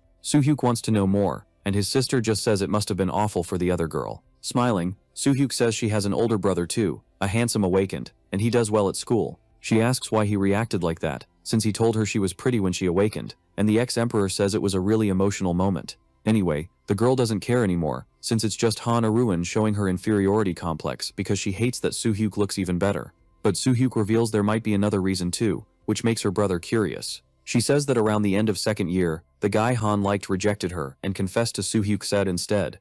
That makes Soo-Hyuk flinch, realizing there was a little love triangle. Soo-Hyuk flinch says she obviously refused to go out with him since she didn't have time for romance because of her brother in a coma and her sick mom, so she laughed at Han as revenge. The ex-emperor says he should have ripped her hair out instead of destroying the bag, but his sister says that was already enough. She laughs, telling her oppa he was amazing. Soo-hyuk flinch tells him to think of it as a small step back before a big leap, and that if he gets stronger he can get revenge in an even worse way. The girl stands up and suggests they head back, since their parents must be waiting for them. It's late at night when the family gets home. Everyone's happy about the fun they had. Soo-hyuk asks them to go on ahead because he's going to the convenience store to buy pain patches for his parents, and his sister demands a melon ice cream. The awakened walks calmly down the street, until something catches his attention. It's Han Ah-ruin and her 2 bodyguards. Soo-hyuk says she showed up earlier than he expected. The girl demands that he hand over her phone, and then she'll forget what happened with the bag. He asks if she still doesn't get the warning, but Han Ah-ruin says her patience has limits, and if he keeps this up, her guards will take care of it.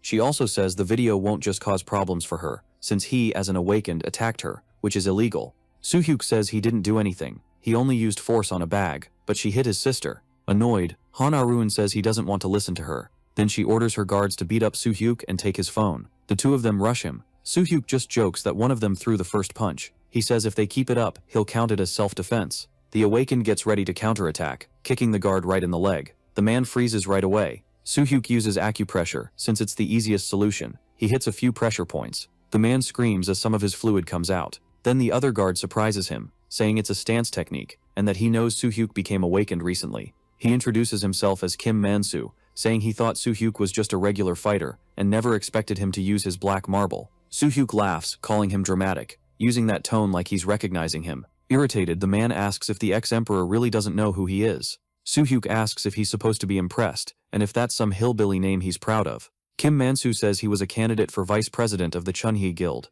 With a smile, he says Soo-hyuk is interesting. The guard asks if he thinks that just because he got lucky once, he gets to act arrogant, and declares this is on a different level from a fistfight. Then he throws one of his balls. Soo-hyuk stays alert as the object comes flying at him, but he easily dodges it. The black marble destroys the wall it hit, so the ex-emperor realizes it's an iron sphere, and the person using it, the blacklight sphere Mukwangu, a rank 10 awakener who retired after losing the vice president race, and with no more activity never leveled up. But if he'd kept going he could have done it easily, and they say his instant destructive power when he throws those spheres beats Mugi. Kim Man-soo says his performance is impressive. He says that at first he thought his enemy had blocked it by luck, but he realizes he was wrong. Kim Man-soo knows he's the guy, the famous masked hero No Name. Still, the surprising thing is that Kim Man-soo says he doesn't want to be his enemy, which ends up pissing off Han Ah-ruin. So he replies that he'll have to cancel his request because he has no desire to fight the other guy. Man-soo says he's happy to meet him even if it's in a really unpleasant situation, and he reveals he's been looking for him for quite a while. He also says this isn't a good place for a long conversation.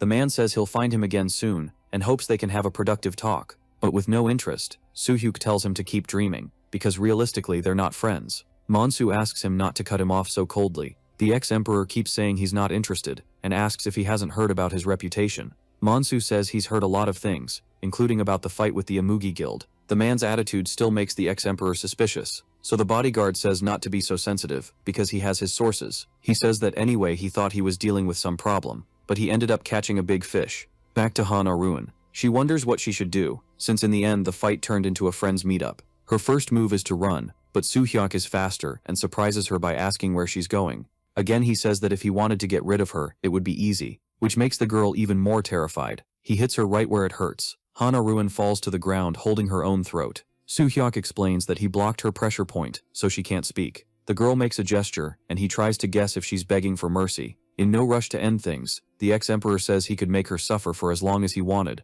or break something else, but he doesn't want that. Soo-hyuk says he's not the one who's going to punish her. Her sister is. Han Ah-ruin starts trembling even more, and he tells her to wait, because he's going to make her realize that everything she believes is meaningless. The girl stays on the ground crying. Not even the person hired to be her guard does anything. Far away from there, in a luxurious mansion, the man asks if he failed to recover the video. With his head down, the bodyguard doesn't answer. Han Gi-jae, a member of the National Assembly, in a threatening voice says he could be thrown into the sea off Incheon, and complains about him not being able to do a simple job. All the other man does is apologize. Gi-jae asks about Man-soo, and finds out he simply ran off, making the old man vent his anger with a punch on the table. Annoyed, the man promises that as soon as he becomes president, he'll put collars on the awakeners. Gi-jae asks if he heard anything else, and the bodyguard says the voices were too low to make anything out. The old man calls him useless, and dismissing him, tells him to call his daughter. A little scared, the guy says Ah-ruin doesn't want to come. That irritates the old man, and the bodyguard says he'll leave things like that for now. The phone rings with a call from Kim Mansu. As soon as he picks up, he asks why the man was in such a hurry to leave the job unfinished, and he replies that it wasn't just some stupid thing to deal with. Kim Mansu says he should have assessed the target, and asks if the man knows his request fee blew way past the budget. DJ laughs, asking if taking out a newly awakened is too much for him, and the other asks if he has any idea that even newbies can be dangerous, but the man says that even so he didn't expect the great Kim to complain about it. Mansu says he called because he cares and couldn't ignore it. Then he reveals the kid is No Name. Realizing he understands the danger, the awakener tells him not to make enemies he doesn't need. Mansu hangs up while the scared man processes the information. He even smashes his phone on the floor. DJ is pissed at the way the other guy treated him, a member of the National Assembly. On another day, Soo-hyuk is on a call with Shin-woo, who's been busy for quite a while. The vice president says he heard about the situation involving Park Myugi and apologizes for not keeping an eye on the one-eyed guy. Shin-woo asks if the ex-emperor got hurt badly, and Soo-hyuk says if he had, he wouldn't be on the phone. What's good for the vice, who has a request to make? He asks the guy about the Tranon dimension, which he confirms. The redhead says that then he must also know the rumor that they're about to shut it down. Shin-woo says the main guilds have already requested entry and access to the magic tools that are still in testing for another month. But he reveals that for them it'd be ready in half the time. Shin-woo says Korea needs a hero, and that No Name is a great title, so he asks if he plans on being one. Soo-hyuk thinks about the possibility of being a hero, but he's in, and ready to be one. Soo-hyuk isn't someone who fits the role of a hero. He never loved the world, but even so they called him that. Still, it doesn't suit him. But if creating a hero is just a way to bring stability to Korea, then he can accept it.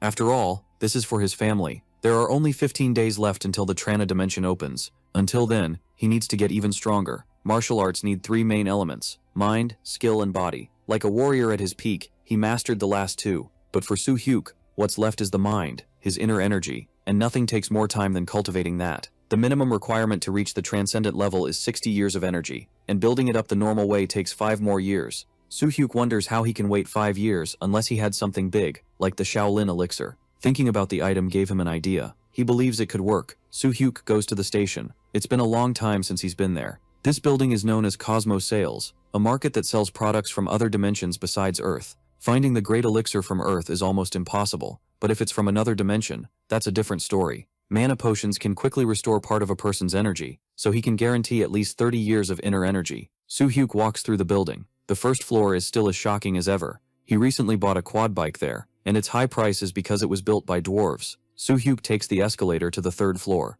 On one side, a seller is yelling, selling dragon leather. On the other, someone offers all kinds of transformation stones. Soo-hyuk turns down all the offers because none of that interests him. The section is full of street vendors, and all he wants is to know where they sell potions. He notices someone with really cute pointy little ears, and then a cat-like tail. A feline hybrid is leaning against the wall. His face turns red when he realizes it's a beaskin. It's pretty rare to see non-humans there, and even so, people don't seem to notice. So Soo-hyuk decides to go check. His approach is noticed right away. That's how he finds out the creature is trying to hide her presence. The beaskin smiles, curious about how her presence was sensed.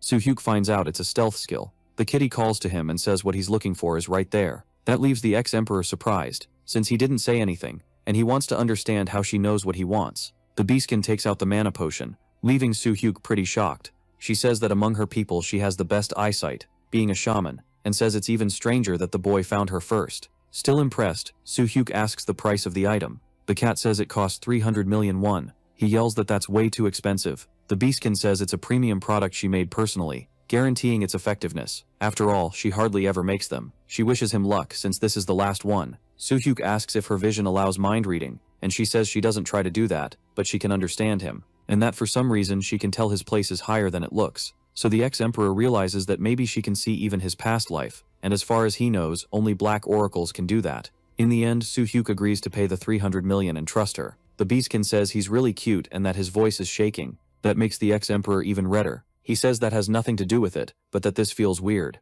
Then he asks if he can touch her fur. The feline asks if he's some kind of pervert, but he tries to defend himself, saying it just looks soft. She asks him if he shouldn't at least introduce himself before making a request like that. Then she introduces herself as Nae. Soo-hyuk also tells her his name. Nae says humans always have such weird names, but either way she'll remember his. She asks if he isn't trying to touch something weird, and the ex-emperor denies it. Still, the cat girl offers a handshake. Soo-hyuk asks if that means they're becoming friends, and she agrees, saying she doesn't befriend just anyone. He can feel how soft her fur is. Nae stares at him in a scary way. The ex-emperor defends himself, saying he just likes soft, fluffy things. Soo-hyuk is back at his house. Lying on the bed, he thinks about how amazing beeskin are, about their unique looks and the feel of their fur that he can't forget, and thinking that when he moves he should get a cat. Meanwhile, Soo-hyuk watches this scary scene. It's time to find out if it really works. In his hand, a potion worth an insane 300 million won. Normally this kind of thing is an emergency item for mages or espers, helping restore energy when they're exhausted.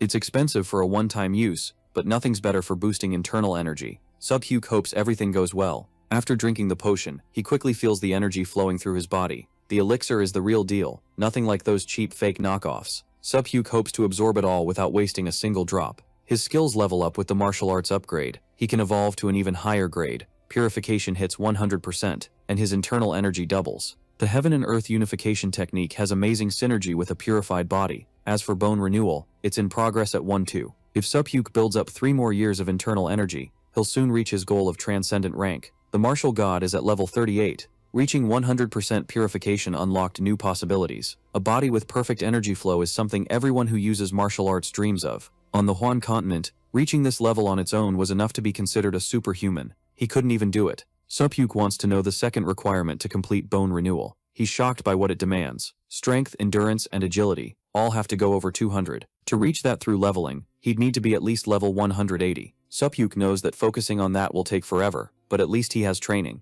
Still, he needs to take it one step at a time. And so 15 days pass. Soo-hyuk drives his ATV in a hurry. After all, the promised day is getting close. Through Heaven and Earth unification, his internal energy increased by 2 years. Finally, it's time to prove his worth in the Trana dimension. The portal is in an area controlled by the military. As soon as he approaches, he's told to stop and identify himself. The soldier asks if he's a hunter, so Soo-hyuk shows his ID. He's cleared to enter, and before that he needs to register his license. Someone behind the ex-emperor calls out to him. The man is an aide to Vice President Kim Young-soo, who's there to guide him. Then he asks Soo-hyuk to come with him. The portal looks more powerful than the others, bigger, with an even more intense light. Young-soo warns him that there's someone inside waiting to help him. Soo-hyuk finds it odd, but the aide explains it's because he'll be using new equipment. The ex-emperor remembers they said it would come from Elvenheim, and if there are elves, he considers the possibility it's Shahar. Either way, he's ready for it. Soo-hyuk steps into the huge portal. The place is being colonized. Soo-hyuk crosses into the other dimension.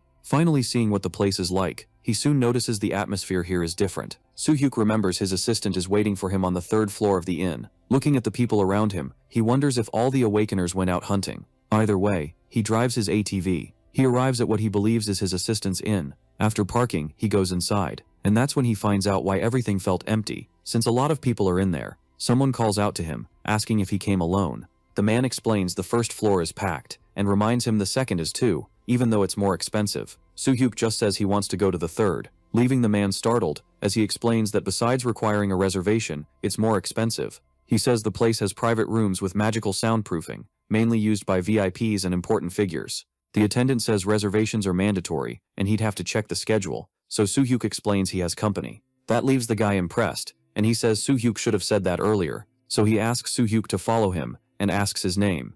The clerk looks up the former emperor's name. Kim Ji-won is his guide, and says the company arrived not long ago, asking him to follow. Soo-hyuk is impressed to have an employee dedicated only to guests on the 3rd floor. He's impressed by how different the place is compared to the 1st floor. Definitely capitalism in action. Ji-won shows him his room, 328, and kindly explains that if he needs anything, he just has to press the button. But all Soo-hyuk can focus on is the person sitting there waiting for him. His assistant still hasn't shown up yet. The smell is familiar, and he thinks it's Shahar. But the elf who introduces herself is Sereniel, 2nd disciple of Kal Eloriert, the 1st finger. Calling him warrior, she says she's heard a lot about him, and that it's an honor to meet him. That introduction leaves Soo-hyuk speechless. Noticing how awkward it got, the elf apologizes for the way she spoke, explaining she's not good at dealing with others. But the former emperor tries to say that's not it, and then suggests she sit. The room is completely private, like the guide said. They're sitting across from each other with tea served. Sereniel explains that the drink is made with gold moon leaves grown by the Elaine clan. It's rare on Earth, and the elf brought it for him as a special offering. That special product is more expensive than gold.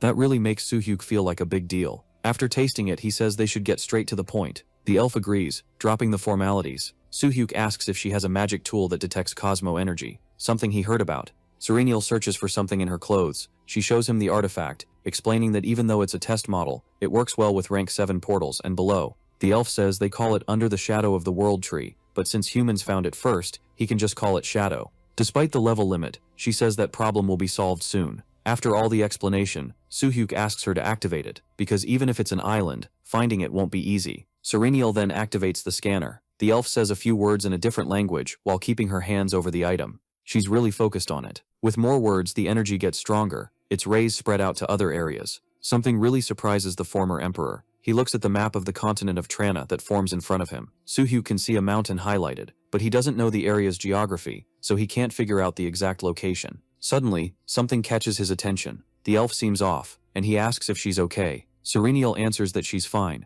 and just needs to rest a little. She says the most important thing is that she found the Cosmo energy 300 kilometers away in the Presa mountain range, and asks if he wants to go right away. But Soo-hyuk would rather leave the next day. The elf says he shouldn't delay because he's worried about her, but the former emperor says they can't go because he's tired. Serenial just stays quiet about it. Then Soo-hyuk says they'll leave very early, and before he leaves, the elf asks him to wait. She explains that this is his room. The elf stands up saying her room is next door, and says goodbye to him. It doesn't take long for the first rays of sunlight to appear, coming in through the window and lighting up the room. Soo-hyuk has been awake for a while. He notices someone approaching. The former emperor opens the door to greet Serenial, and asks if she's feeling okay. She confirms and thanks him for the concern, so Soo-hyuk, happy to hear it, asks if they can leave now. Serenial is already ready for it. The two walk to the vehicle. Soo-hyuk thinks a quad bike is a bit tight for two people. He asks if it's okay for her to ride behind him, and the elf asks what he means by that. A little awkward, he explains that she should hold on so she doesn't fall. Soo-hyuk speeds up his quad bike, and just like that, the two set off on the mission. Passing through the almost deserted city, someone asks if the two of them left. Ji-won confirms he saw it with his own eyes. The bald guy says he'll get paid when this is over, but Ji-won reminds him the deal was to pay up front. But the man says if an elf is involved, that's worth 1 billion won more. The guide tries one more time to say that wasn't the agreement, making the big guy shut him up. With a smile, the bald guy asks if he didn't say he keeps his promises. Scared, Ji-won explains that's not what he meant. The bald guy tells him not to throw his life away out of stubbornness. But Ji-won is pissed that the guy grabbed his info and walked off, trying to see if things will go the way he wants. Meanwhile, on the empty road, the duo follows the treasure route on the ATV. Serenial gives the directions first. Go straight for 17 kilometers, turn right, and keep going until 20 kilometers. Soo-hyuk notices some weird movement. Furious monsters are coming to attack them. Up front, come the giant rats. Serenial uses the gnome spell, clearing a path for them through the monsters. The creatures also get hit. She uses water spirit Undine, making a creature appear. The rats get attacked by the element. Soo-hyuk wonders if she's summoning spirits and wants to know what the elf's power is. An even bigger rat shows up. Things only get worse for them. He tries to dodge the monster. Once again, the elf summons the gnome spell, making a small earth spirit appear, but the big rat pushes back against it. Serenial is surprised he broke her barrier so fast. Soo-hyuk, wondery running through his whole body, says he'll handle it. The monster screams when it realizes he's coming straight at it, and he's ready to punch it. Soo-hyuk one hits it with wind fist, blowing a huge hole through the monster. The creature drops to the ground. Soo-hyuk one is pissed, and asks how it dares try to take his 800 million. The elf, though, is impressed to see a wind spirit, which is impossible for a human. But the Awakener explains it's not real, that he's just gathering air with his energy, and firing it forward. Even so, she's still impressed because he just talked about chi explosions, which takes serious skill, and he uses it like it's nothing. The elf knows he's getting even stronger, and now she gets why her master spoke so highly of him. Soo-hyuk realizes something's wrong. A fireball comes flying toward them, hitting the ground with an explosion. The ex-emperor was faster and managed to save both of them. Soo-hyuk asks Serenial if she's okay, and still a bit confused about what just happened. She says yes and thanks him. Some cars are coming toward them. The elf asks if the ex-emperor knows them, but he was about to ask the same thing. Soo-hyuk notices the vehicles have a magical defense barrier, which means attacking head-on isn't a good idea. He asks the elf if she can drive, and luckily she has a dimensional driver's license. Soo-hyuk asks how much experience she has, and not really understanding, she says about 3 years. So Serenial takes over driving the ATV. He also checks if she can get past the two cars. With her confirming, the Awakener tells her to speed up. The cars are about to meet. One of the enemies holds an item. He's sure they're charging straight into their deaths, so the thug throws the stone. It hits the ground and shatters into a bunch of pieces. The other enemy uses his skill, a kind of sandy fog. Serenial tells him to hold on. She makes a quick swerve, escaping both traps. Soo-hyuk smiles at the good teamwork. Then he jumps straight onto the car, freaking out the thugs when they realize there's something on the roof. Soo-hyuk grabs part of the car, using energy to get more strength. The bald guy, seeing that, thinks he's crazy and has a death wish.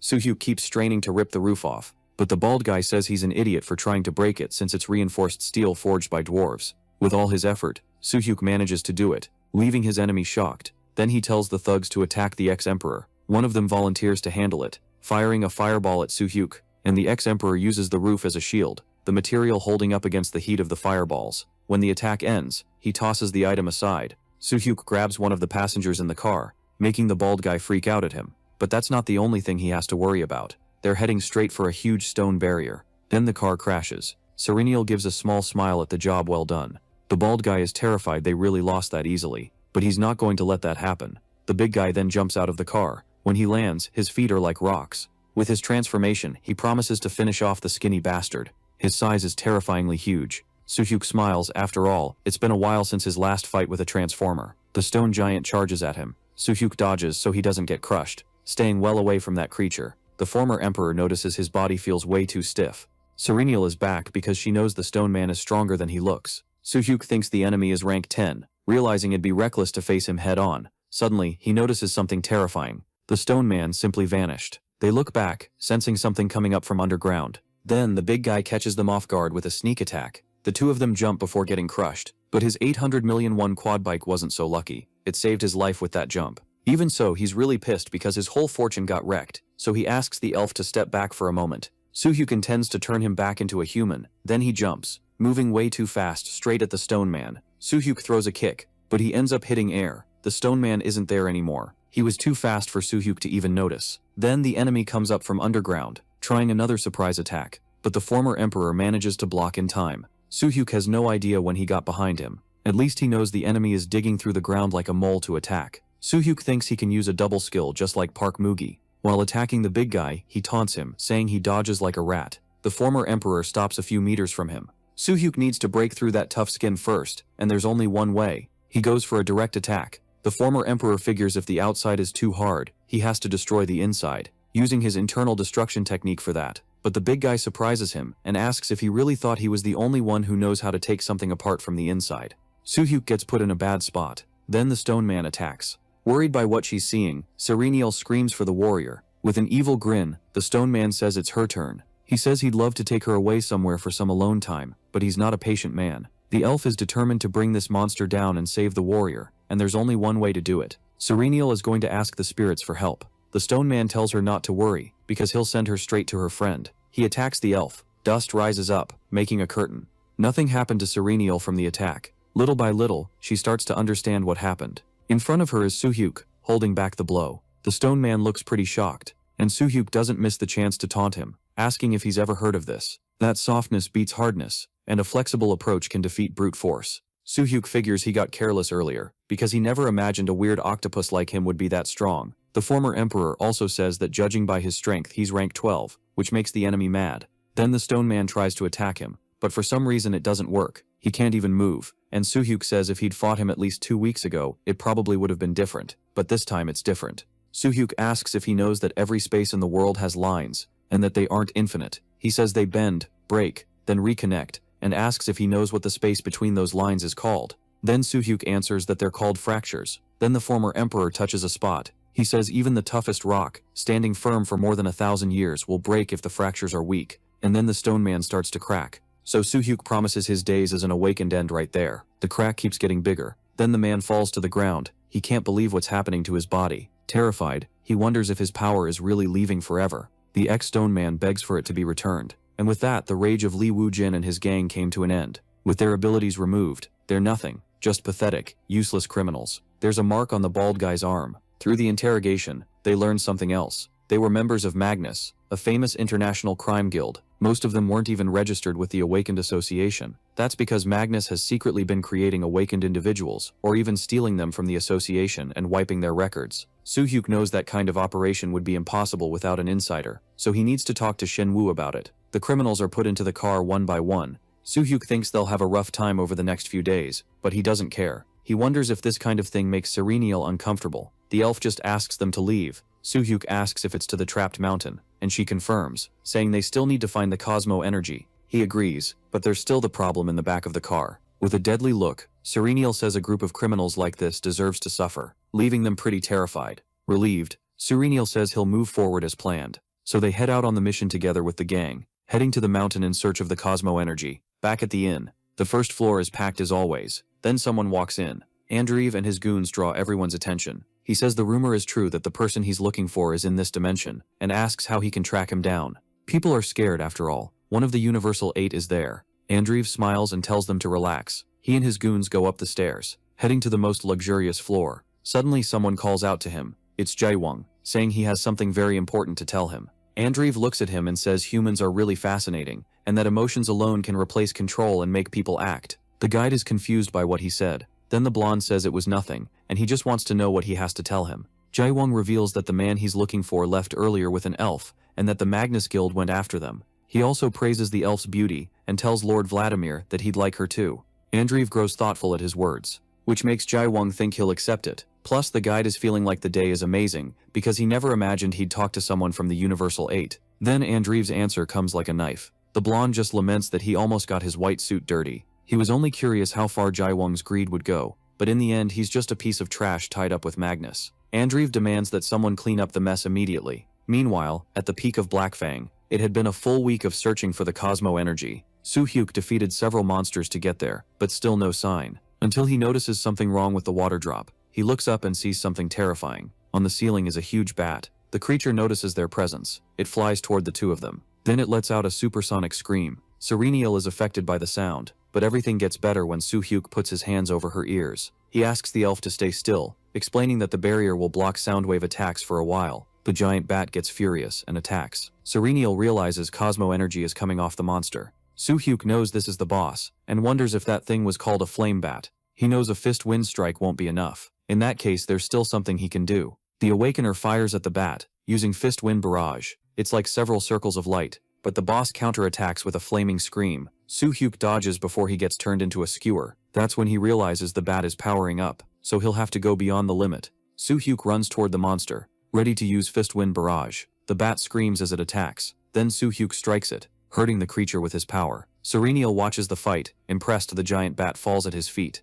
Soo-hyuk looks at the creature and says that without its wings, there's nothing special about it. He still has a job to finish. Finally defeating the flame bat. With the mission over, his level goes up. Even after using several wind strikes, his internal energy is still full because the recovery rate is insane. Even though it's low, it's basically like it's unlimited. His eyes light up at what he sees. He searches the flame bat's body. Soo-hyuk picks up a huge crystal and asks if it's the Cosmo Energy. Serenial, who's nearby, confirms the item recovery is complete. The ex-emperor wants to destroy it and close the portal, but first he has to contact the association to get the awakened out of there. Serenial also finds a mana stone dropped by the bat. They defeated about 1,000 monsters on Blackfang Ridge, most of them low-level rodents. But mana stones are a different story. Just last week, Soo-hyuk got 11 6-star ones. Serenial says it's no surprise it looks special, because those mana stones are strong, and you could get a 7-star jewel with them. Which is great for Soo-hyuk, since it can be sold for 160 million, and they've got 11 collected from monsters, plus a potential 7-star. Adding it all up, that's over 2.08 billion won, and even after taxes there'll be enough left for him to buy another ATV. Serenial shocks him by saying she won't accept her share, since elves don't need earth money, just a few permissions. She hands over the stone and says that either way he defeated more monsters. Still, Soo-hyuk doesn't think it's right not to split it, and the elf says if it really bothers him, then he should visit Elvenheim someday. Serenial also says that if he really does that, he could teach her a bit of martial arts. She says she's not good at fighting like her master, and the ex-emperor says she's a mage, and he finds out Shahar is one too. The elf says she can't explain it, but she notices a difference between his martial arts and his master's, and that she doesn't have much talent for it. She says she doesn't want to be a burden on the battlefield. With a small smile, Soo-hyuk says that when the time comes he'll stop by, but right now they need to head back. The trip is done by car. Driving down the empty road, with the headlights lighting up the night, soon the meeting spot comes into view. Serenial is watching through the window. Then she surprises the warrior by saying he can drop her off there. Soo-hyuk doesn't look happy that it's time for them to split up. But even so, he does what the elf asked. Serenial thanks him for managing to complete her mission safely. Soo-hyuk thanks her too, saying things got a lot calmer for him as well, and hoping they'll meet again someday. The elf asks if he hadn't promised to visit Elvenheim, and he confirms it. Then she says that even if it's not by chance, they'll see each other again, and they hope the meeting will be under better circumstances. Once again, Soo-hyuk says goodbye to his mission partner. Then she says he can call her Riel, that is, when they meet next time. The guy ends up speechless, but he ends up agreeing to her small request. Meanwhile, the goons can't take any more of being the third wheel for the two of them, so it's official. The duo mission is over. Soo-hyuk grabs his mask. He thinks it's time to finally use it. The ex-emperor remembers Shinwoo told him a hero needs a bit of spectacle. Then he puts on his mask and floors the accelerator, ready to put on a little show. The exit from this dimension is right up ahead, then he crosses the portal with the Magnus Guild, quickly passing to the other side, finally returning to Earth. Up ahead, a bunch of people are already waiting for him. Having to brake, the goons end up getting thrown from side to side, and people are curious to know more. They crowd around the car. As soon as he gets out, Soo-hyuk has the energy out for everyone to see, leaving people impressed when they learn it's from the Tranan dimension, but they still don't know who did it. Then No Name shows himself to everyone. People say that by grabbing the Cosmo energy first, the hero beat Vladimir, but there are still doubts about whether this is really real. Young Soo-hyuk thanks the hero for what he did, and asks him to wait a moment while they verify the item. Using the machine, they confirm the Cosmo energy is real. The aide is happy with the good work. There's no way to doubt it anymore. Then young Soo-hyuk celebrates that No Name recovered the Cosmo energy from the Tranan dimension, leaving everyone totally shocked by what they're hearing. But then they start shouting the hero's name. Still at the site, the Blood Prince gets the news about young Soo-hyuk's departure. Surprised, Andreev asks if the kid hadn't entered the dimension recently. He gives a small smile, but he's consumed by rage at being outdone, having to admit that No Name is really good. He's also mad at Oh Shen-woo. Andreev then declares they're heading back, since there's no reason to stay anymore. The blonde guy, as always, walks with his two goons. Andreev notices people's looks. They think the blonde guy isn't anything special after all. He got outdone by No Name. But Vladimir thinks they're pathetic for being incompetent, just riding other people's success to feel superior. He's not there just to clean up the dimension. Andreev thinks that for someone with that much influence, Baekmugen could be pretty dangerous. For him, things only got even more interesting. Meanwhile, Magnus's goons get arrested. Young Soo tells them to hurry before the reporters swarm the place. The vice president finally arrived. Young Soo asks him to come with him. Shin-woo opens the tent, finding Soo-hyuk waiting there. With a bright smile, the redhead says he heard he put on one hell of a show. The hero says a little showing off wouldn't hurt. Shin-woo asks if he liked it, but Soo-hyuk just thinks he really doesn't mind staying out of it. Anyway, the vice congratulates him on the good work, and says the association will handle the rest. The ex-emperor then brings up Magnus. Shin-woo smiles awkwardly. That's when Soo-hyuk realizes he already knew. After all, they're an international crime syndicate. Laughing a bit nervously, the vice asks him not to look at him like that, because sometimes it feels like the hero could punch him at any moment. Then he apologizes and admits he's known about Magnus's Korean branch for a long time. Shin-woo says that unlike the others, they haven't done anything big, but that's not what the ex-emperor wants to hear. The vice says they got orders from people higher up that they should keep quiet about it, because the name Magnus carries weight, and if everything got out, the bosses would have problems. He also reveals that just saying this is putting his job and maybe even his life at risk. Soo-hyuk asks if the higher up he means is the association president, but he can't say. Still, the ex-emperor tries again, asking if it's someone even higher than that. Shin-woo warns that he could lose his position because of this. Because there are complicated political factors involved, he apologizes, saying he could have kept the hero out of this, and promises it won't happen again. The redhead doesn't want to put him in that kind of spot, and Soo-hyuk decides to believe him for now. Shin-woo wants to ask something after hearing that Lee Woo-jin and the rest of the members can't use their powers. He asks if that was the hero's doing, so without beating around the bush, Soo-hyuk just confirms it. Impressed, the redhead asks if that's really possible, but he promises he won't spread it, even though people might find out soon anyway, since it's not the kind of thing they want drawing attention right now. Soo-hyuk just agrees with his decisions. Changing the mood, Shin-woo says his ranking will be revealed the next day, along with the money that'll go into his account. Soo-hyuk is also reminded about losing his 800 million won ATV. The redhead says the SUV Magnus was using will be repaired, registered by the association, and handed over to him. Even though it was used by criminals, it's probably more expensive than his ATV, plus it has resistance to magic attacks and other stuff. Soo-hyuk figures the base price is at least 2 billion won or more, and that offer is really good for him. Shin-woo notices it genuinely made the hero happy, and the ex-emperor confirms it. Losing his ATV left a hole in his soul. With a lot of excitement, he accepts. Shin-woo says it's a gift for a national hero, and it's the least they can do. Then he says he'll call him when the repairs are done. Soo-hyuk is at the bus stop.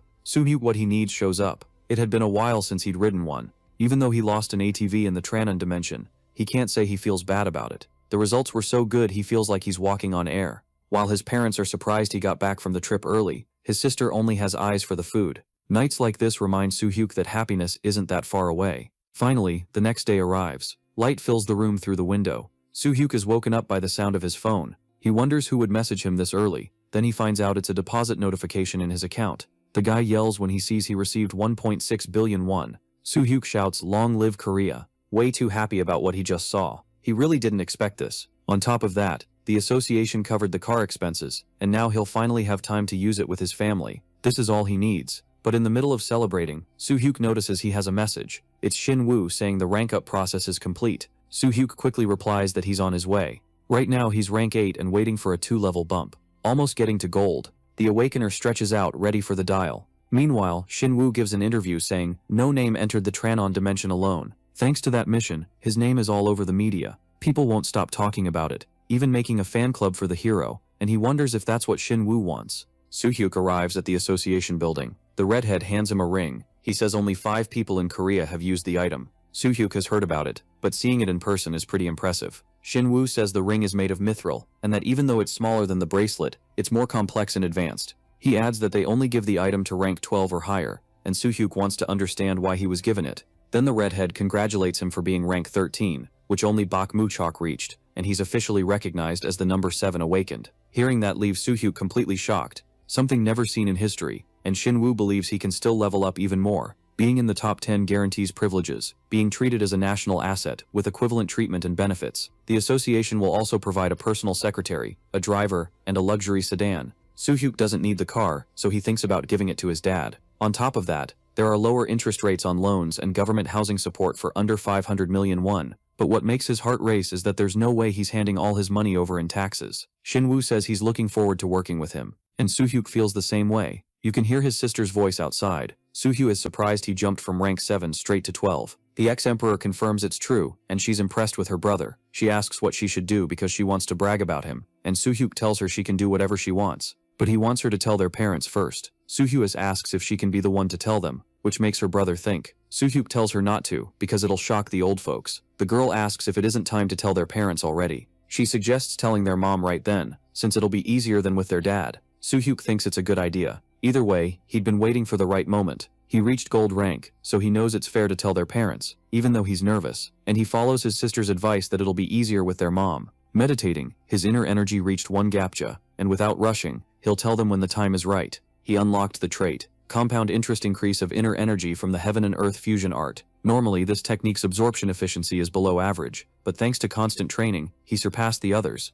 Even if there are better techniques, none match the long-term returns of compound growth. Soo-hyuk is glad he focused on mastering one thing instead of bouncing around. Finally, he can say he can use real martial arts, but he doesn't plan to stop. After all, the human body is like steel forged very thin, easy to damage. Still, the right amount of pressure only makes it stronger. People say there's a limit, but there aren't any fixed walls. Someone stops in front of him. Soo-hyuk asks him to identify himself. It's Andrei Vladimir, who says it's great to finally meet him. The ex-emperor realizes that even though he looks human, and he says he didn't think monsters like that still existed in this world, Andreev smiles, saying it's been a long time since he was called that, a powerful creature with supernatural powers. He says it's very rare for someone to notice him, especially a human and not a Taoist or a mage. The blonde is caught off guard mid-speech. Soo-hyuk tries to hit him, but he dodges in time. But the ex-emperor doesn't stop.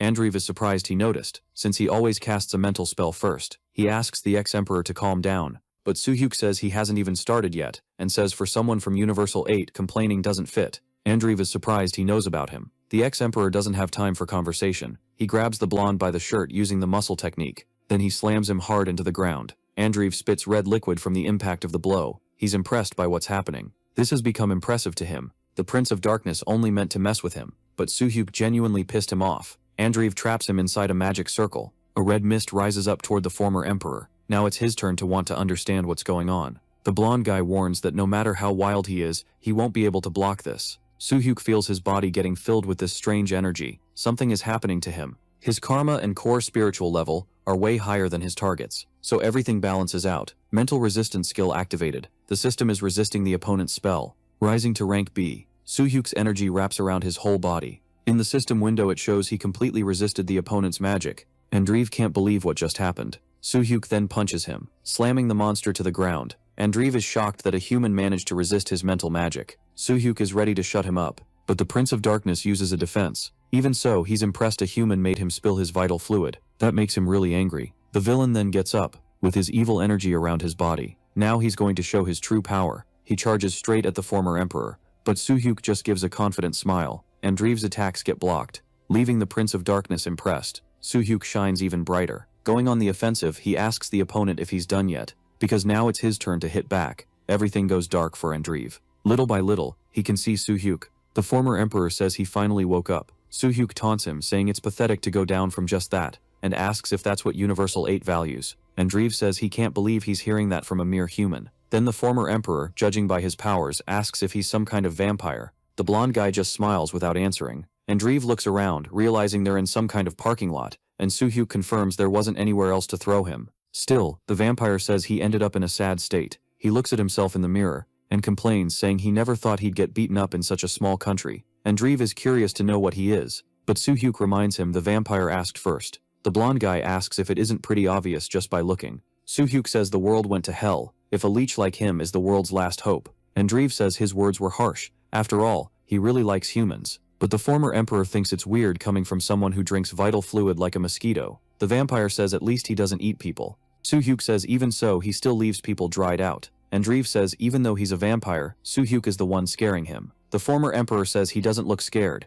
Then the vampire reveals the reason is because this isn't his real body. That catches Soo-hyuk off guard. Andreev asks if he really thought the true Lord of the Night, the original progenitor, would bring his real body to a dangerous foreign land like this. He says he hasn't done anything that bad to humans, because these days you can't just drink vital fluid since they'll panic. The vampire tells him to believe what he's saying, since it's not like the former emperor would lose anything by doing that. But all Soo-hyuk can think is that this isn't his real body, so he understands why his physical strength was a bit low compared to his magic. He also tried cutting the energy thread while the vampire was unconscious to suppress his powers, but it didn't work. Andreev cuts off his thoughts. The Blood Prince says he cleared up his doubts, and now he wants the Awakened to answer his question. After all, even though he's not a mage, the guy recognized him and resisted his mental magic, so he wants to know what he is. The night in the city is calm. Andreev runs after Soo-hyuk, wanting him to kindly answer his question as a fair business exchange. But the Awakened says he doesn't feel like sharing something about himself with a vampire who tried to take him down first. Lord Vladimir says he doesn't want them to be enemies. For Soo-hyuk, it's a shame it's a clone, because he can't cut his energy properly. He also knows the vampire is strong, and if it were the real body, things could have been different. Just like that, Soo-hyuk regrets being proud of reaching the highest realm, when in truth he's still far from the top. For that there's only one path: become someone so powerful that no one could ever threaten him. By reaching the ultimate realm of harmony, of the stage, he won't have to worry about pests like the vampire. After all, greater strength brings greater freedom. Soo-hyuk understands he needs to get even stronger. Andreev is still there, and asks him to wait so they can go together. People walk down the street calmly. Meanwhile, the vampire follows him, saying there's no reason for them to be enemies. Andreev says he likes him and respects the arrogance of someone who's worthy, thinking it's really cool. He says Soo-hyuk is different from the other Asians he's met, because there's something about him that's unique, making the Awakened uncomfortable. Lord Vladimir gets recognized, causing a commotion, and they even record the two of them. He can't avoid the fame and drags Soo-hyuk into it. Andreev tries again to strike up a friendship between them, and with no patience the Awakened threatens to wipe him out if he takes one step. The vampire says he has no choice because it's the only way to talk to him, while people comment on how strange it is that they're getting close. Soo-hyuk doesn't look very happy about someone whispering that he's Vladimir's type. Besides the guys talking about it, there are several cameras filming him, but there isn't much he can do. He asks the vampire what he wants. Vladimir says he just wants to talk, and asks if he isn't curious to know how he was found. Soo-hyuk suggests they go somewhere else because he hates noise. He knows that if they stay there, people will keep following them. So Soo-hyuk gets the idea to run first, and asks the vampire to chase him. Finally, a quiet place far from the flashes. Andreev asks if people stopped following them, and the Awakener believes so. Then Soo-hyuk notices something. There's a small group around there. Smiling, the vampire says it's just a bunch of punks. One of the boys asks if they've never seen students, and tells them to mind their own business. The blonde girl notices how handsome the two of them are. In the middle of the conversation, she asks if they're actors, since one of them looks familiar. Andreev says they're just kids and they should drop it because they have more important things to talk about. The two plan to leave, irritating one of the boys. They let out a tired sigh, which makes the kid even angrier. Then he goes at them. Soo-hyuk stops him with just one hand, surprising him with his strength. Then he gets thrown against the wall, leaving the girls terrified by the scene. All the boys were easily subdued, and one of them asks them to call the police. Andreev just mocks them, saying kids these days have no idea who they're messing with. Finally, one of them recognizes him. Then the vampire asks the kid if he's finally realized that everything he's doing doesn't matter anymore, leaving the group of punks pretty scared. They apologize as they hurry out of the place. Andreev asks if that doesn't make them friends, but Soo-hyuk doesn't agree, and just wants the vampire to say what he wants and leave. Lord Vladimir promises to limit himself to 3 questions. First, he wants to know how the Awakened got rid of his magic, but Soo-hyuk can't answer yet. The second question is whether he's an origin, but the Awakened asks what he means by that. Andreev says that on his profile it says he's a post-portal impact coma patient, but it's strange that his abilities aren't just basic physical upgrades. He says Soo-hyuk definitely isn't like the others. Then the Lord of Darkness asks if he knows anything about mages. Soo-hyuk asks if he means awakeners of that type, and Dreve says that's a mistake because they aren't real mages. It's not widely known, but magic existed on Earth even before the portals appeared, and there were practitioners too. True mages don't get their powers through awakening. They either become someone's disciple, or form a bond with a magic tome, and that's how they learn real magic. And Dreve says those kinds of people are called purebloods or origins. Soo-hyuk wants to clear up whether, instead of awakening, they're born with supernatural abilities, and he wants to understand what trigger causes that. The Lord of Darkness says that if he doesn't know about those people, then it means he isn't one, so he asks him to forget it. Finally, he gets to the last question. Lord Vladimir asks if he's ever thought about joining the Universal Eight. Soo-hyuk asks if the group is humanity's last line of defense and the strongest ones, and wants to know why they'd want him there. The blonde guy says they don't offer a contract to everyone, but someone has to decide who qualifies. He asks Soo-hyuk if he knows where the group's name comes from, then points at himself. The ex-emperor is surprised to find out it was the vampire who created the group. Lord Vladimir smiles at him, confirming it. Soo-hyuk thinks it's a terrible idea for the last line of defense to be created by a monster, so Andreev reminds him once again that he likes humans. Andreev says that after the dimensional portals opened and Earth merged with other realms, things changed. He says the weaker nations suffered a lot, so he started making contacts and going after proposals, and that's how Universal 8 was created. However, Andreev reveals that he originally planned to recruit up to 10 people, but more people turned him down than he expected. Soo-hyuk is surprised to learn the group isn't at full capacity. Our video ends here. If you liked it, leave your like. See you next time. Bye bye.